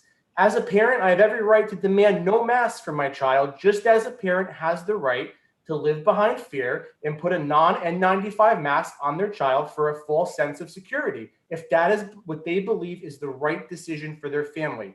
Now, I want to drill into a very specific item from the reopening plan, and it's a dead horse that we've beaten over and over the past week, but related to September, it has been mentioned, and I do believe the response earlier was not satisfactory, but this board has the power to walk in the footsteps of countless districts across the state and make masks optional in warm weather. This is especially alarming because in September, we're going to have the same heat that we have now, and we're going to have the same issues, and we're all going to be dissatisfied as we are, and our children will still be masked. What we're trying to do is we're trying to say, we're not asking you to take the mask off forever, to quote Governor Murphy, but we need to have a stand on this because we're going to be right back into the same spot. Finally, I would be shocked if your peers with similar credentials and equally impressive careers in education were actually acting outside the scope of the governor based on what he specifically said, not my interpretation, granting you the limited power while providing you purposely vague guidelines, because that's what the governor has done through this entire health crisis, to have the children unmasked in the heat. So my question to the board and to Dr. Rovtar, with the heat still being extremely relevant in September, with the mask mandate still in place and in the plan, how do we plan to address this for the children who actually are suffering by not having clear guidelines? Because again, we can't dictate what is warm to one child and what is not to another within a reasonable temperature variation. I would only say that I will continue to monitor the weather, and certainly, you know, if the conditions dictate that we should waive the mask for a day, or, you know, we can certainly review that. All of the principals have been given direction to share with their teachers that if there are specific incidents where it appears that, you know, students are suffering the ill effects of heat, you know, the mask breaks are certainly permitted in the classroom, and, you know, we leave that to their discretion. So yes, we. We hope that the law will change prior to September 1. If it does, Absolutely. we'll update our plan for opening. We have several other speakers, and we've been going at this for an hour plus now. So I'm going to try to keep you to the limit. So please give everyone, if we've heard any questions on anything on the agenda, it just doesn't have to be the mask or the resolutions. Tony Merkel? Tony? Tony. Tony? Tony? He just disappeared. Oh, okay. Yelena Korchman? This was John Fazio, not Tony, but my unmute popped up. I think you guys clicked on the wrong person. What's the name? Oh, okay. Well, John, since you're there, we will have it you speak. Okay, and I have 5 minutes, correct? A maximum of 5, yes. Okay, I started my timer so I don't run out. So I have about 8 items to cover really quickly. I'm going to go through them in number, so hopefully you can, you know, keep track of them and talk about them later. And I'd like to get a response to each. And I want to say I agree with most of what the other folks said on this. And that, you know, always that I would not expect this group, the board, to break the law, right? I do not expect that, but I do expect that they properly interpret the law and seek proper guidance to do that properly. So the first point, and I don't want to spend too much time on it, is the public comment section on page 8, section 3. I just want to readdress this because I think it's so important that I don't understand how with such short notice, I mean, I took an hour just before this meeting to read this document really quickly and draft these notes. How can, with the limited time we got to look at it, how can we, one, expect great comments from us? And then as well, really digest them and turn them around if you're going to vote on this tonight. I don't understand how that can happen in the spirit of the public comment section of this document. That's number one. Number two, on page 7, section 1G, the vaccine section, I would like to know, is this required by the school? I know it's a question, but they're asking if you're going to do it. Is it really mandatory for us to say we're going to do this program? And I'd like to know why the school feels that it's okay to be pushing not fully approved medical treatment, you know, to low-risk kids. And I think that we all need to take some responsibility for protecting our children from coercion and educate them on the benefits of risks around this topic. And this one, you know, I think that the board probably has the kids' best interest at heart in most areas, but not in this area. This is a, you know, important topic for me. Number 3, in the wearing mask section, 1A, will the school follow the current guidance in place? Yeah, it says the school is going to follow current guidance in place. Instead, it should probably say in that section that'll be following the mandatory requirements issued right at the time, right? That's my comment on that section. And also, I would suggest that we put in there that they were going to assess the guidance on a case-by-case basis for when these different pieces of guidance or rules or laws come out, right? Instead of just adopting them blindly in this document. Page 4, section 1E, contact tracing. Why won't the guidelines for the quarantine follow the New Jersey Department of Health guidelines like they're stated for the fully vaccinated students? So you can take a look at that. The language is different for 2 different groups of individuals. Number 5, can a virtual option be made available if mask mandates are put in place, right? What are my options if they're not? If I do not feel comfortable sending my daughter to school with a mask on. Number 6 is a question for Mr. Edelstein, the lawyer. Part A, I get 4 here. I want to know, did you approach Manfield's attorney or any of the other few dozen towns' attorneys to get their opinion on why they took their stance? And also, I want to make sure that, did you differentiate between guidance and mandates for the board and educate them on those items? I also want to know if we can incorporate some of our planned comments into the letter to the governor. I don't know if that's for Mr. Edelstein or for the board at large here. Then also, a comment that was made about the health emergency will expire and not the state of emergency. I'd read about this at that executive order 175, which regards to school mask mandates, is scheduled to expire in early July, which means that it doesn't apply to next year if I interpreted that properly. So, but I'll leave that to the lawyer to to confirm. So that was number 6. Number 7 was some quick Well, that was comments. number 8. I'm taking notes. That was number 8. Oh, I'm sorry. Did I say number 8? That was number 6. I'm sorry. I skipped it. That was 6. Number 7 is this goes to the woman, I believe her name was Sherry, who was quoting some facts around vaccines and whatnot. But I did want to say that some that I don't think are actually accurate. We can all do our own research, but there's plenty of information that unvaccinated children are not the most. Wrapping it up. Okay. John, 50, wrap it up quick. 40, no, you're using my seconds up. All right. So basically I'm sorry, you got me flustered here.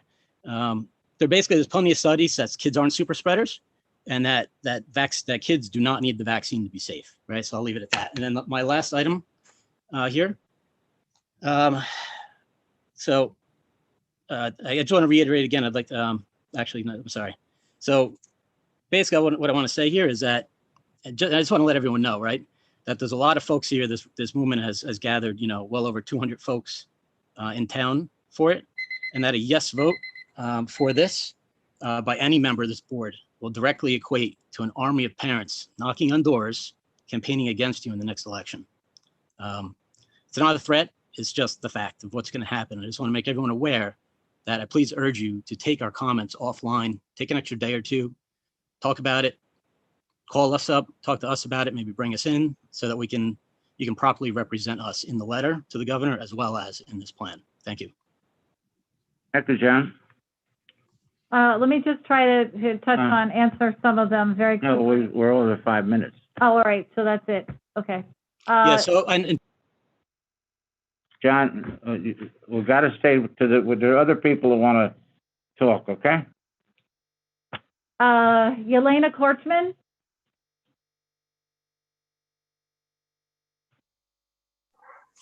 Elena? Yep, can you hear me? Yeah. Hi. So I live in the Valley View section. I also don't feel comfortable giving my address over Zoom. I would have had 4 children in the school district next year and 3 this year. I represent many parents that actually pulled their kids from the school district based on how the guidelines were put in place and how uncomfortable I am about how the kids are not going to be represented well or taught well next year in an environment that is extremely unhealthy. I would urge you to hear what all of these parents are saying, to follow the science, not the quote unquoted science, but the real science, and to be, using not going above the law, but there are no laws, there are guidelines. And if other school districts are able to do things that are different, so can we. Now, what was most concerning to me this year was when the principal at the high school was pushing the COVID vaccine onto our high school students. If and when the vaccine is made available to younger children, that shit cannot happen to our younger students. We cannot be coercing a medical procedure onto our children. The teachers, the principal, they cannot be pushing a medical procedure, a drug, onto our children. I would really encourage you guys to put that somewhere using up in the time. That should come at the end of the meeting because that's not an agenda item. So stick with what you want to talk about on the agenda. I would encourage you to put that into the guidelines, that the teachers, the principals, the administrators in the school do not act like medical professionals and do not spend any time discussing drugs, medical procedures, anything of that nature with our children in the schools. I think that is very important. I think that's something a lot of parents would agree with. Medical decisions are to be left between a doctor and a patient, a parent and a child, and that does not belong in the schools. Thank you, Elena. Diane O'Toole?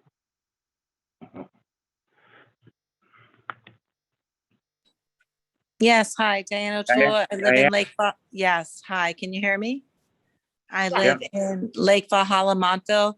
I'd like to lend my 5 minutes so that you can answer John Fazio's questions. So I'm going to lend him my No, 5 we minutes. don't Thank you. operate that. Oh, you don't operate Diane, that we don't way. operate that way. Okay, If you have no problem. questions, you ask them. If you have No, questions, please ask them. okay, okay, easy, This easy, isn't easy. the Congress. Okay, easy, no problem. I'm happy to ask some questions. So I have a couple of questions. One is, why is the school operating in collaboration with Atlantic Healthcare Systems? You are an educational system, you're not an IDN, you're not a hospital. Why are we facilitating vaccine scheduling? That's my first question, because that is so outside of the swim lane. Of course, to me, that would be more of a Board of Health guardrails. That's my first question. Second, my daughter, who is a freshman and in her Spanish class, and I've emailed Dr. Rovtar, has had 84, 85 degrees, not air-conditioned classrooms. And I have not had a satisfactory response to that, which is really unsatisfactory when she has come home saying, I can't breathe, which I'm sure you can relate. You've all had kids at some point in time. It's a major concern when your kid comes home saying, I have a headache and I can't breathe. I'm sure you can relate to it. I know I would like to believe anyway that you have the best interest of children at heart. I know there's politics involved. I get it. I know Murphy's funding a lot of stuff. I understand that. But at the end of the day, I would like to believe that the Board of Ed has some level of interest of the kids at heart. So I'd like to know why that has not been addressed. In addition to that, I would like to know where the science is in terms of masking the children. Now, we know Fauci has been found to say that masks do not help. Unless you're using an N95 that is disposed of on a daily basis after every use, there is no use of masks. So I just want to know what data and what science is being used to establish the guardrails. So those are 3 questions I'd like to have answered. I think the last one, I can answer that one. The science involved was this. We follow the dictates, the executive order from the governor. That's not science. Okay, I don't know what, we're getting the directions from him. That's not science. We're following the law. We're not following the law. We're following the law. We're not. You're not following the law, actually, because there's over 40 school districts that have decided to be mask optional. So clearly they are not breaking the laws. So once again, I'm going to ask, where is the science? Okay, let me just quickly answer your questions, Ms. O'Toole, because we do need to expedite. We still have quite a number of folks who want to speak. Right, but I have a right to have these questions answered, Ms. so thank O'Toole, you. you asked for answers to your questions. I'd be happy to provide them. And that's what I'm asking for. Thank you. Why is the school operating in collaboration with Atlantic Health? The collaboration is, during the winter time when the vaccines became available, we had a number of staff members who very much wanted to receive the vaccines, and Atlantic Healthcare was able to facilitate the scheduling appointments because they were handling the appointments at the Rockaway Mega Center. So that is the extent of our involvement in facilitating. We do not recommend that people get vaccines, so that's not a part of it. Actually, you do. Actually, your email did say you strongly recommend. You strongly recommend is what your email said. Let's get it straight here. Back up. Look at the email you sent. You strongly recommend, and you're discouraged by the lack of enrollment in vaccine scheduling. So let's just back this up a bit and let's be real here. I think you made your point, Mrs. No, apparently I haven't. Apparently I haven't. Let Renee answer. I have. She answered, and I'm inquiring again because it's not been satisfactory. So please address it. All right. I'm sorry for your dissatisfaction with the answer. In terms of the Spanish class, we did have several classrooms at the high school where we did have issues with the air conditioning. We dispatched the maintenance department to repair that as quickly as possible. In the meantime, those classes were relocated to other areas in the building. That is not true. Okay. All right, thank you for your So comments. let me Go ask ahead. you, no, don't thank me yet. My 5 minutes That's are your, not up. that's, So, no, my Diane. 5 minutes are not up. Wait, hold off they're a up. moment. It's up. No, it's not It's up, your, actually. My daughter stuck through her Spanish class without being relocated. So why were they not allowed for their mask to be lowered when she is texting me saying she can't breathe? That is my question. You have not answered it. Please answer. I will have to check with, obviously, Mr. Sanford is not here for me to check with him. I will have to check on that. I sent you an email and you responded unsatisfactorily. All right, thank you. Yeah, it's not really satisfactory. that's, Diane, I mean, All right, you and the superintendent have communicated, you've had more than 5 minutes. We've got to move on. We're Next, going to move on. Mark Mansour? who is it? Mark? Mark Mansour from Hollister Road in Tuaco. First, I wanted to say, thank you. I'm sorry. Can you hear me? Yes, you're a little bit muffled. If you could speak up. Okay. Is that better? There we go. All right. First, I wanted to say thank you for taking our comments tonight. As someone in education for 15 years, as a teacher and administrator, I can appreciate the difficult position you're in. I'm kind of reaching out right now to some of our board members. For example, David Modrak, I apologize if I'm saying the name wrong. I've never said it before. You ran on the position of bringing the community voice to the board. I quote from a Patch article from August 2018. I want to encourage and support the administration as they set about achieving their goals while bringing the voice of the community to the administration. The voice of the community in a poll we had to run ourselves, which we kindly asked, which we did in a nonpartisan townwide group, had 75% agree to write a letter asking to make masks optional and respect parental choice. The voice of the community was peacefully loud yesterday outside Lazar, a rally that I tirelessly put together as one of the heads of this movement in town to have our voice heard. At our rally, which we cleared with the police, our great police force to peacefully protest, we had people like Phil Rizzo, a governor candidate. We had our local senator, Joe Panaccio, who's a resident in town, and kids went here. Mark, I would suggest you ask your questions. You're running out of time, buddy. I'm getting there. I wrote something up there. I got my 5 minutes, man. I'll be done in about 1 minute. We had our local senator, Joe Panaccio. We had Assemblyman Jay Weber and Christian Bronco there to stand there with us and fight for parental choice. Do right with us. Work with us. We want choice, not mandates. And you are the ones we have to go through to get to that at the government. We fight for choice, which is American values. Step up and prove that you are our voices. Work with us. Table this discussion for another day. Reach out to some more community members. Talk with us. Let's work together.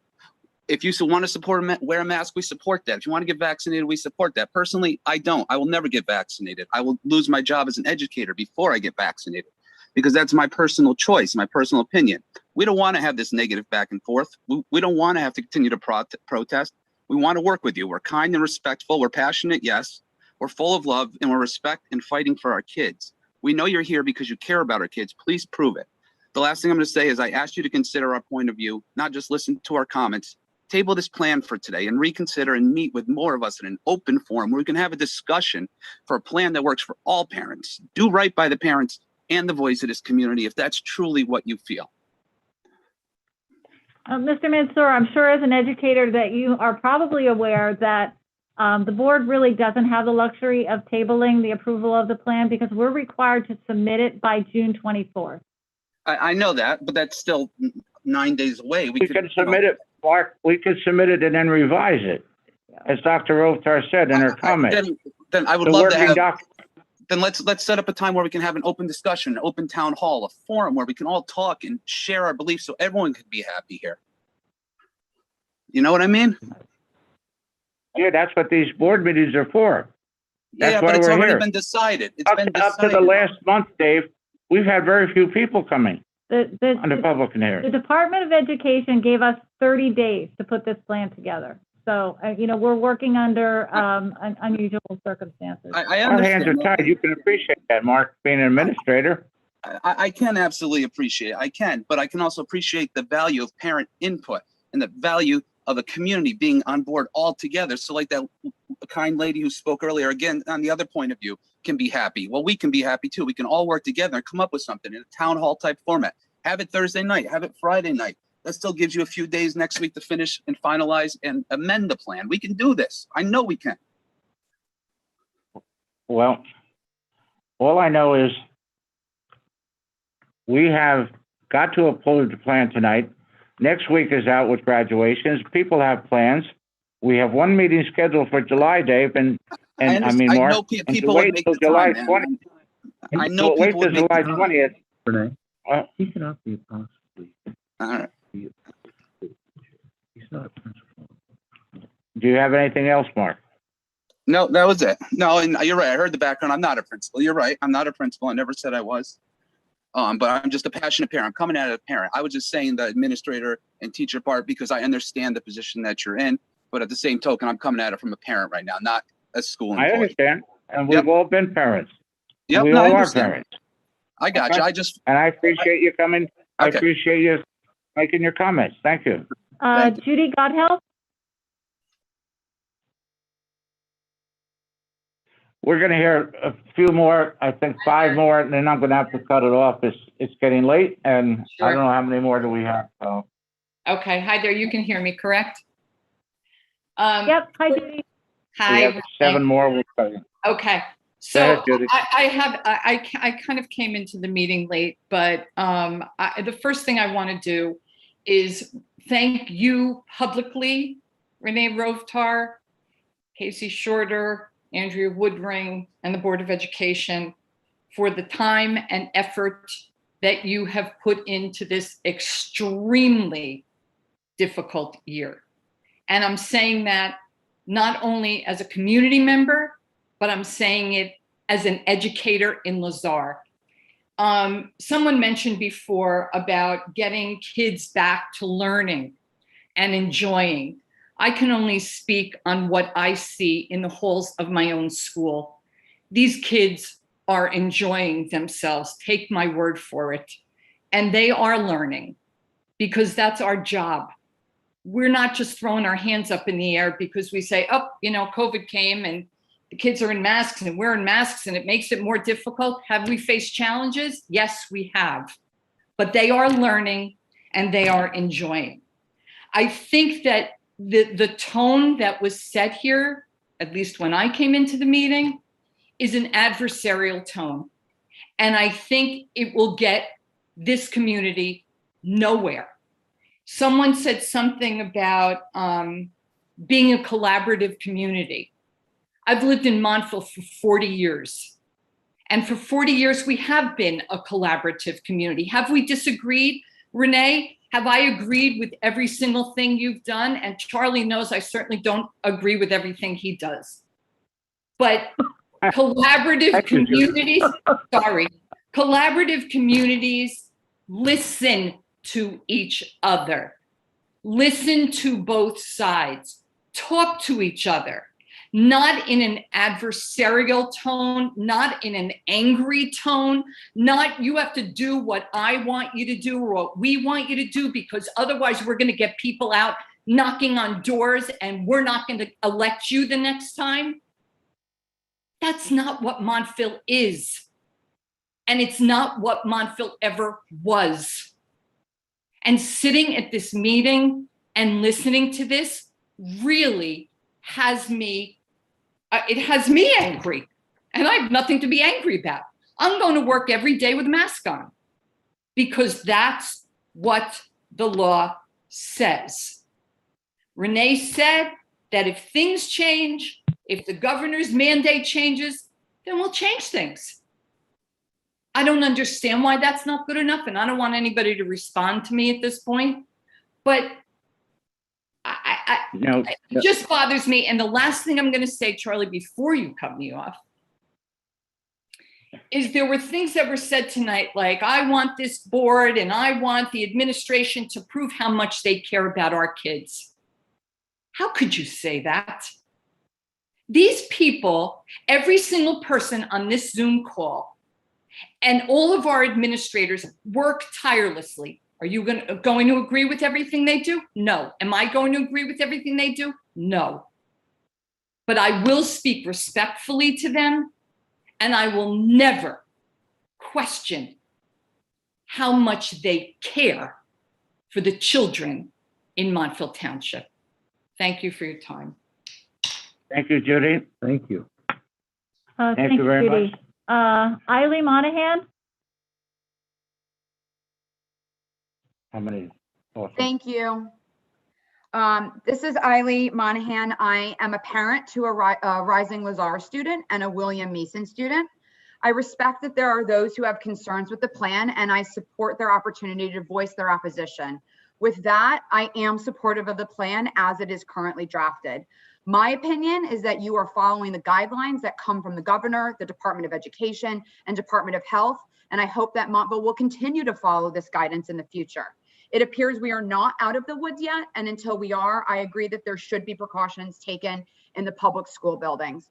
Finally, and most importantly, I would like to thank the teachers, the staff, the nurses, the administration, Dr. Rovtar, and the Board of Education for all that they've done this year to try to ensure that our students are healthy and safe in their classrooms.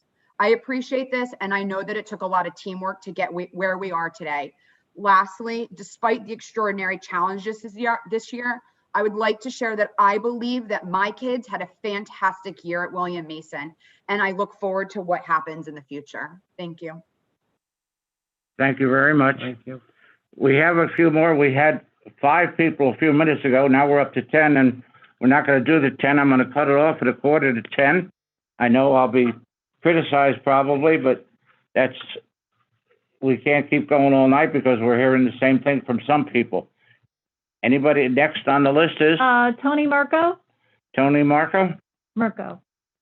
Tony? Hey, hi, how are you? Good. Can you hear me? Yes.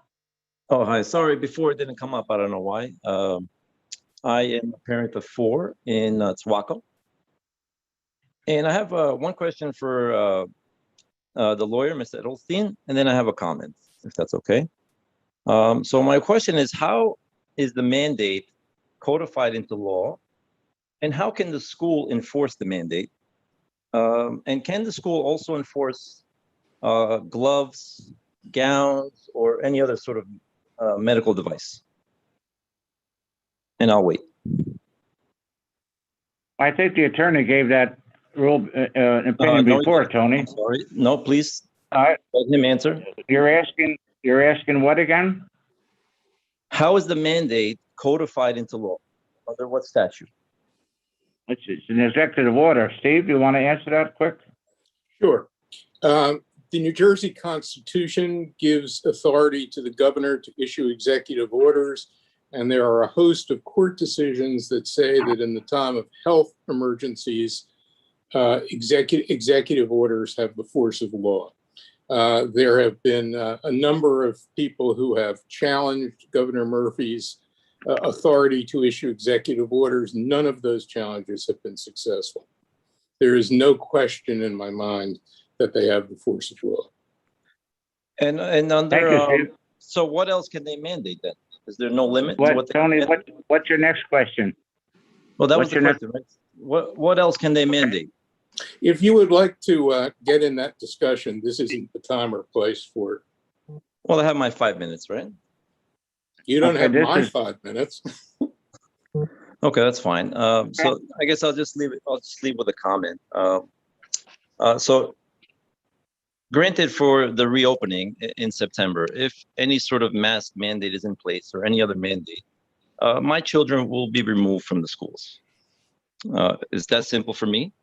I know there are other parents in the same boat, and I'll leave it at that. Thank you. Well, hopefully it will not come to that, Tony, but Okay, thank you. next. Conrad? Who? Conrad.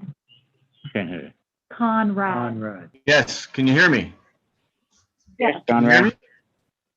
Yes. Okay. You stated that the plan could be changed based on whatever goes on with the governor or whoever makes the rules. So if it could be changed, and you guys also stated that, someone stated that you guys believe that you hope it to be lifted as well, that we don't want to have masks. So if those two things are true, then why not put in the plan optional because that's what you want, that's what we want, or some of us, and then change it to mandatory after. Why the other way around? That's my first question, or my first statement, I guess. And Can then, be changed. what's that? Conrad, it can be changed. It can be changed. It's a living document. It can be changed. If we get decision on the mask, we change that part right away. I understand, but what I'm saying is, you stated that you wrote a letter saying that you want it to be lifted as well. It's not against the law to make your plan optional and then change it back to mandate. That's all. So then the other thing is, And I don't know about the plan. Renee would have to answer that about the template and stuff. okay, well, I mean, I just thrown it out there, right? If it could be changed, and you guys really want it to be lifted, then it could be changed to the former, right? So that's just an option I'm throwing out there. And then the other thing is, a woman mentioned, very passionate before, mentioned about her kids and seeing everywhere else, the gym, restaurants, the stores, everywhere, nobody's wearing masks. But now in the schools, these kids have to wear the mask all day long. There are at least vulnerable people, and yet they have to wear the mask and everybody else doesn't. It's just, it's tough. That's all. So many of us agree with you, Conrad. I know. That's the way it is, unfortunately. Well, and then, the last thing, I guess I'll be a little bit of a wise guy. The Gator, we're being so strict with everything. The Gators are not allowed during the guidelines. So they're in the guideline that I got yelled at for wearing one. So just to let you know. Thank you. Bye. I'm not allowed. That's what he's saying. Thank you. Fran Racharski? Can you hear me? Yes. 3 more. I really just have a question. I tend to agree. I absolutely agree with Diane O'Toole when she said that the high school classes were not relocated regarding no air conditioning working properly. And I did hear several people say that some of the classrooms in Cedar Hill and I imagine other schools, the air conditionings were not working. I am just curious, have you ever thought about alternative methods during this time frame? Couldn't you send out an email or a virtual message similar to a snow day that says something to the effect of, due to non-working air conditionings at Cedar Hill School, should you choose, you can keep your child virtual until we get this all classroom air conditionings working. And I would just offer that up as a suggestion so that that issue is removed regardless of the mask issue. Thank you. Thank you. Rosa Fazio? Hello. Yes, Rose? My first question has to do with the fact that the plan has virtual learning is not an option in the fall. So what happens if a student has to quarantine? We are waiting direction. We have asked the governor to give us direction because all the governor has told us at the present time is that virtual remote learning will not take place. But we do recognize that, there are potentially concerns with students who might have to quarantine. So we have asked for additional clarification and we're waiting for that. Okay. The rest of my questions are directed towards Mr. Edelstein, and I'm not sure if he would rather. Ask him of the board, the processes, and then we'll decide whether we want Mr. Edelstein. Okay, so I'm just going to rattle off my questions, and then, if he wants to give an email address, we can certainly reach out with these questions for a response. The first one is, just as you represent Montville as their legal representation, I'm trying to understand how these other districts, who I'm assuming also have legal representation, could guide them to put optional in their plan, and yet our district is not able to do that at this particular time. So I can't imagine that an attorney would represent the Why- other districts and Why tell don't we them to let him do answer something. that, Rose? Okay, I just Why want to don't we finish let my Steve thought. answer I that know, quick? but let me finish my thought, please. So I'm just trying to understand. I can't imagine they would guide them the wrong way into breaking the law. Steve, would you like to take an attempt at why the other districts are the other attorneys? I know it's a general type question, but. Sure, I'd be happy to. So first of all, we're talking, I think, about 40 out of 583 school districts. So that hardly represents the majority of thought on this issue.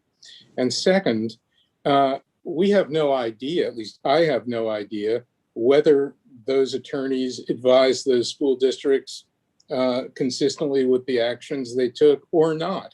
They may very well have given them exactly the same advice I did, and that small minority of districts may have chosen to disregard it. I feel absolutely confident in the accuracy of the advice I've given. Thank you, Steve.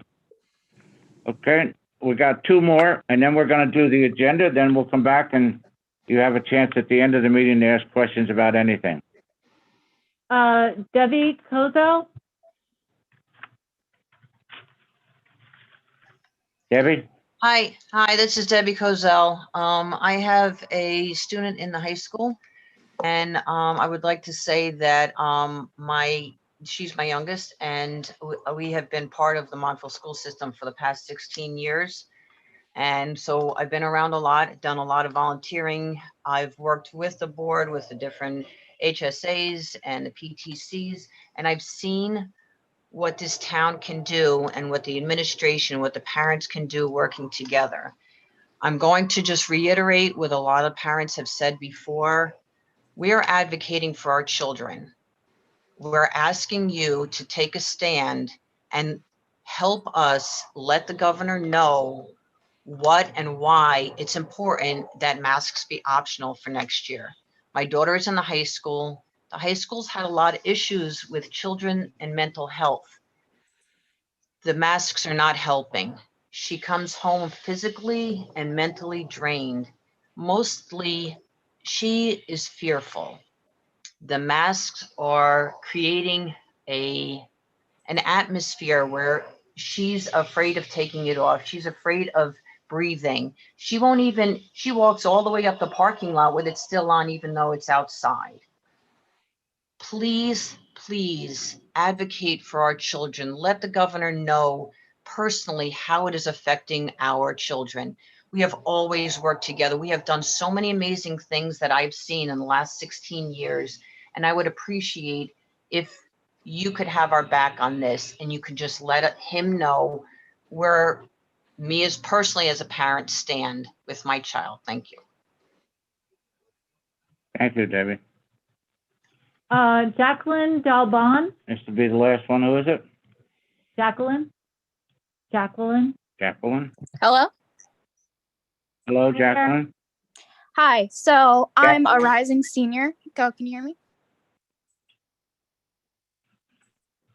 Hello? Hello? Yeah, we can hear you. Okay. Okay, so I'm a rising senior at Montville. I live on Woodmont Street.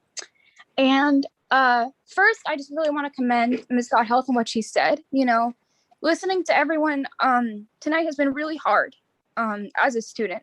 It's really difficult to watch everyone, like, all this hostility. But, sorry, I would just like, everyone to consider the point of view of an at-home student. I remember when kids were getting sick every single day, and I would see people partying and not caring. And you know what? That's on them. Like, they can live their life. But if there's no digital learning next year, you have to consider I'm going back into this school system where I have to trust everyone around me. Those same kids I saw not caring, not partying, like doing all these things without any regard for COVID. I have to trust all those kids that if we go back without masks, that they're going to uphold their regard for everyone else's safety. And I really do understand the pain and like the fear that wearing a mask every day holds. But I hope that my point of view and my own feelings can kind of, pull us together and make us realize that it's really about, holding the community together and not coming in with, these little things that you think prove your point and we need to tear everyone else down. It's really, like Miss Cozell said, it's really about advocating for the kids. And I think we really need to come back together and think about solutions that are going to help everyone and think outside ourselves. I yield my time. Thank you. Thank you very much, Jacqueline. At this point, as I indicated, we've been here for almost 2 hours discussing the questions. We have some work we have to take action on, and then there's an opportunity at the end of the meeting to ask questions about anything pertaining to the agenda items or non-agenda items. I would entertain a motion. So moved. Under the consent resolution, 1 second, Mike. Yeah. For everything, including resolutions J11 and K19, moved by Mr. O'Brien. Mm-hmm. Seconded by, Second. you got that, Katine? I think that was Mike Rappaport. Katine? Yes. Yes. Okay.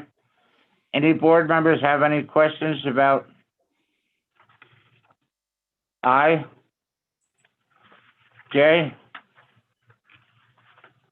K, L?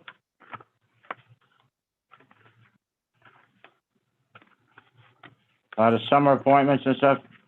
M is the curriculum. Student teachers, some curriculum development resolutions.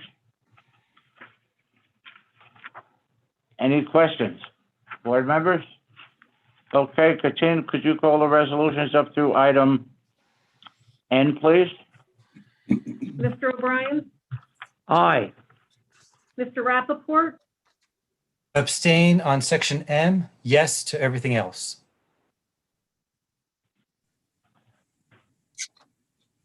Dr. Cordolino, Yes. Mr. Daughtry, Yes. Mrs. Spano, Yes. Dr. Bodrak, Yes. Ms. Zuckerman, Yes. Mr. Palma, Yes. Mr. Grau. Yes, and even though one of the motions says on the resolution that superintendent will contact the governor, I think a joint letter from the superintendent and the board president would be appropriate as a covering letter, and we'll make sure that the comments that we heard, many of them are included, that want the mask mandate. Okay, the next one is section O, I believe. Old business? New business, general board comment? Okay, the next, Charlie, one question, I'm just kind of curious. We have heard some parents. can't hear you, Mike. Can you hear me now? Yeah, Okay, we've heard Yeah. some parents talk about a survey. I'm just you're kind of fading curious. again. Can't hear you, Mike. Okay, wait a second. Let me put my earphone on. Wait a second. Can you hear me now? Yeah. Okay. We've heard some parents talk about a survey. I'm just wondering, is there a downside to just doing a survey, understanding that it's certainly going to have no legal effect, but if it just gives parents a chance to get something off their chest? Is there a downside to doing it? Well, Mike, I would just say that I'm not exactly sure that the surveys are always representative. And I think one of our parents this evening kind of highlighted that, where we took a survey last summer with regard to the number of parents who were intending to keep their children remote. We formulated our plan based on that. And then later on in the summer, when parents actually had to commit, the story was a totally different thing. And we had to change our plan in terms of how we were going to deliver remote instruction. So I am not always convinced that a survey gives us, accurate information. I think the cover letter that Renee and I send will hopefully incorporate some of these ideas that we've heard tonight, Mike. Anything else? Charlie? All right, the last one. Christine? Hi. Renee, I do kind of like the idea. I think last summer was different because no one had there was no vaccinations. Everyone was homebound. I feel it's a totally different situation. I don't know anyone who hasn't been vaccinated unless it's by choice. And I do feel it does give parents a voice. And it maybe can help, that information can help Governor Murphy help us advocate for the students and the families in that letter. And maybe also in the letter to put some of the issues, the health issues that the children have had experienced, headaches, migraines, anxiety, and so forth. I do think if it's possible, I think it would be good to do. It might help advocate more for the children. I think it's important, Christine, to get this resolution down to Murphy as soon as possible. I think we've had close to 30 comments tonight, and most of them are in the idea of supporting getting rid of the masks. I think we all heard that. Having a survey is just going to delay it, in my opinion. However, if someone would like to make a motion on the board and mandate does it, it's okay with me. No, I just want to make it clear, Charlie. I was not saying delay the resolution. I'm saying doing separate and apart, totally. I'm not saying delay the resolution. Okay, well, we can think about it. We don't need board approval to do that. The administration can do it. Absolutely. Okay? It was just a comment, that's all. Just a comment. Anything else? All right, public participation on anything at all. When I see we have how many up there? 4. 4. We'll hear these 4 people. Now we have 5. Now we have 5. That's it. And then we'll call it a night. Okay. 6. Salem Martone? 7.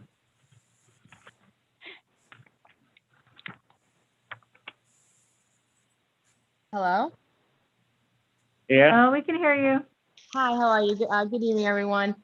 First off, I'm so sorry. First off, I appreciate the opportunity allowing everyone and myself to speak on behalf of my own personal children and all the students of Montville.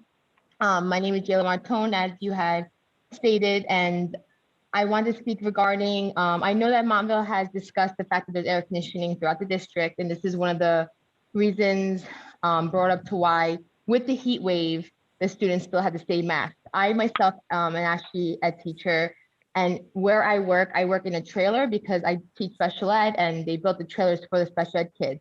I probably have the best air conditioning unit in my school as well as the district because I control it myself. And with the windows open in the heat wave, even though I have my air conditioner cranking, me and the other paras in the class still have to take our masks down to breathe. So I understand that the air conditioning comes into play, but during a heat wave when it's extremely hot, for someone who has air conditioning in the classroom, me and my teachers have to take them down. And then my students are nonverbal and they're pulling their masks down. And I try to give them mask breaks as much as I can because unfortunately they can't communicate with me that they're hot or not. And I have only have 6 students, so it's easier for me to keep them separated. But I understand where these kids can feel not being able to breathe even in air conditioning. So I just wanted to state, as someone who teaches in a classroom with an air conditioner in the heat wave, it still is hard and very difficult to breathe with the mask on. So I just want to state that. Thank you so much for sharing it. All right, thank you. Thank you. Daniela?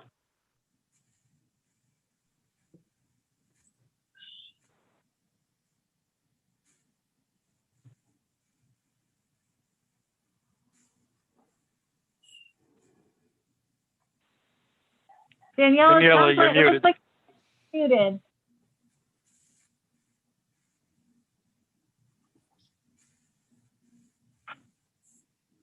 All right, we're gonna have to come back to her, Mark, something.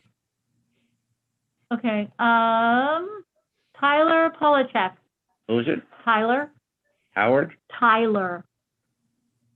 Hi, can you hear me? Tyler? Yes, Yeah. Tyler. Thank you. So I just wanted to say good evening, Dr. Rotar and the members of Board of Ed. And my name is Tyler Polachek, and I'm a sophomore. And as you may know, I recently created a petition in regards to offering an alternate assignment for the summer reading. The book was very controversial, and it focused on the ideas of police brutality and racism. And I'm just here tonight for two reasons. My first reason is to let you know that myself and as well as many other students are just mentally exhausted. This year has just been very stressful for us. And unfortunately, this year has included a tumultuous political year, a pandemic, riots, social injustices, and the constant negative news stories that we hear every day on the news. According to an email that was sent by Dr. Robitar to a parent, I quote, "I have read the book, however, feel that this presents a topic that to many students at MTHS do not have direct exposure to.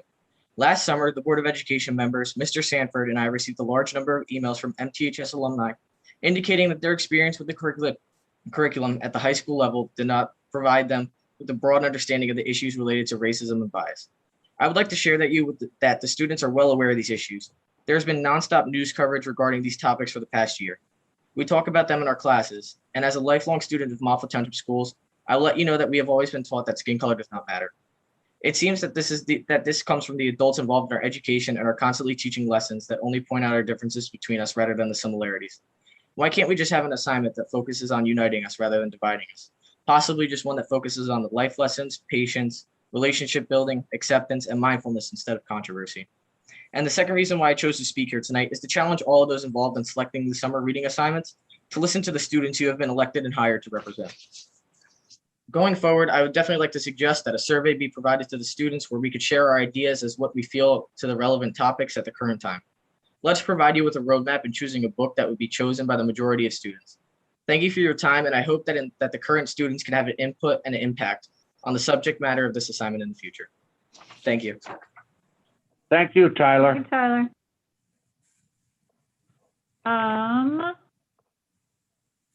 Kim Polachek. Kim? Kim.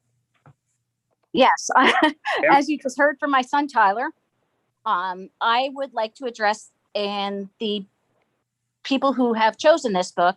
I understand that you want to challenge our children. However, this year has been very stressful for them. There has been 2 suicides in our high school.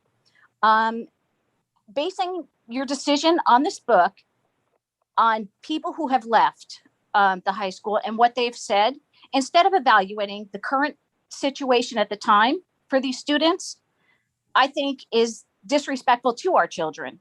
They have minds. You know, many of these children do not see color. However, it is constantly pushed, as well as many political views on them in school. We have our resource officers in school who should be respected. You know, they are there every day to form relationships with the children in the school, rather than, you know, have this controversial book that is really anti-police put on them. They could just not be there if that's the case. If this is the stance people are taking, they could just not be there. They could drive through the parking lot twice a day and make sure everything's okay. We should respect our police in town. And instead of pointing out discrimination and differences, I think you should teach respect and respect of all people. Thank you very much for your comments. Okay, the remaining speakers have already spoken this evening, so, you know, my hope is that your comments could be brief and hopefully something new that you would add that you haven't already stated this evening. I think that's a good indicator. You guys have all spoke before, so try to add something new if you would, please. Caroline Bucci? Hi, can you hear me now? Yeah. Hi. So from what I've heard, a lot of my comments did come across and you got the gist of what I was saying. So now I'm going to just go to the questions that I do have. You know, Dr. Rovitar, and listening to all your responses, now I know that you've given principals, you know, the right to, you know, give more feedback to the teachers. So if they're, just that way I'm understanding and I'm clear with this. So if they're having problems with the air conditioning, those teachers are able to make that decision to have the children lower their masks. Is that correct? The teachers need to consult with the principal.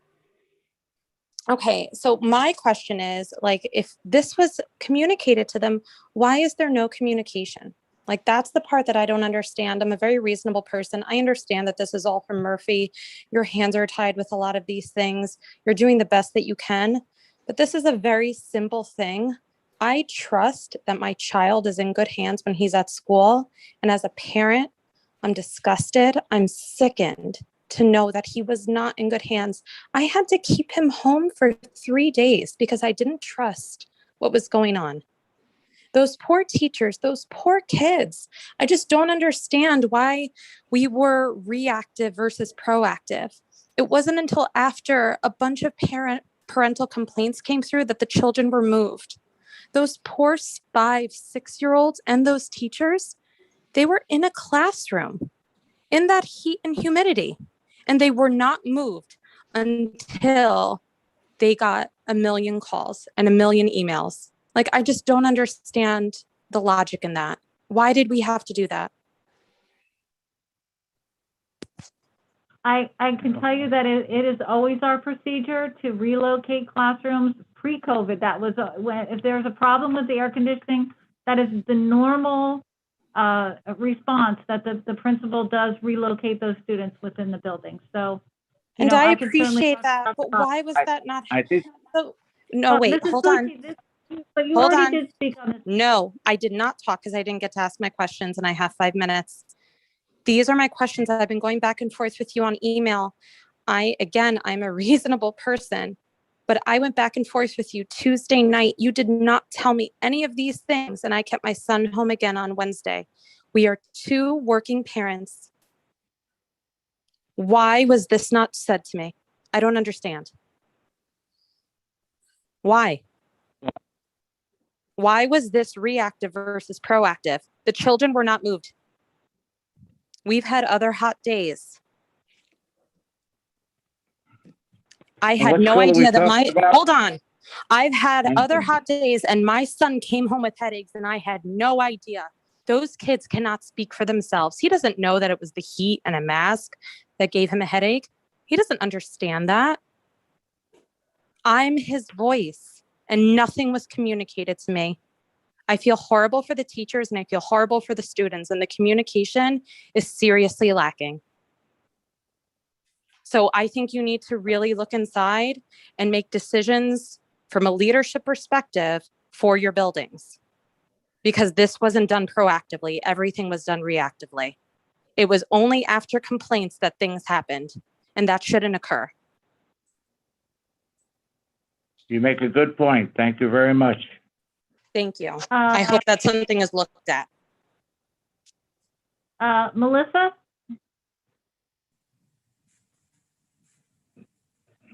Hello?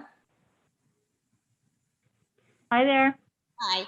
I have 2 comments to make. One is first to do with the fact that I was reached out to the principal about holding my 2nd grader back a year and was told that I could not do that because of social emotional development and it's not good for him. When I basically told them my son would not be affected socially or emotionally from holding him back. But yet you're not concerned at all about these masks and what they're doing to these kids' social and emotional development at all. That's the first No. comment. My second comment. Not good. My second comment is about the book and about Tyler and how he was brave enough to come out and make this petition. And it was me that you emailed, and I'm sure other parents that you emailed saying what a great book this would be for the kids to read. I had a phone call from Mr. Tubbs who told me that there was a whole plan set. The police officers were going to sit in on the discussion. My children's voices needed to be heard because their father's a police officer. And this book was set. I mean, maybe it wasn't finalized, but it was a pretty good, pretty much set. And it was very cowardly for you to have told the news that it was not set, and that Tyler, who was brave enough to come forward, and it was a very respectful petition that he had, to say that it had nothing to do with your final decision. It's disgusting. I'm a parent of 5 kids, 4 of them in the school system. I have a 3-year-old who we adopted. She is African American. And I'm telling you right now, if this critical race theory or anything else comes into the school system, she will not be going to Montville schools. Thank you. I noticed people keep coming on and we said we were gonna cut it off. We're gonna take, is there any new Right, people? so we have 3 new hands, and we will not take any additional questions at this point. Cindy Frank?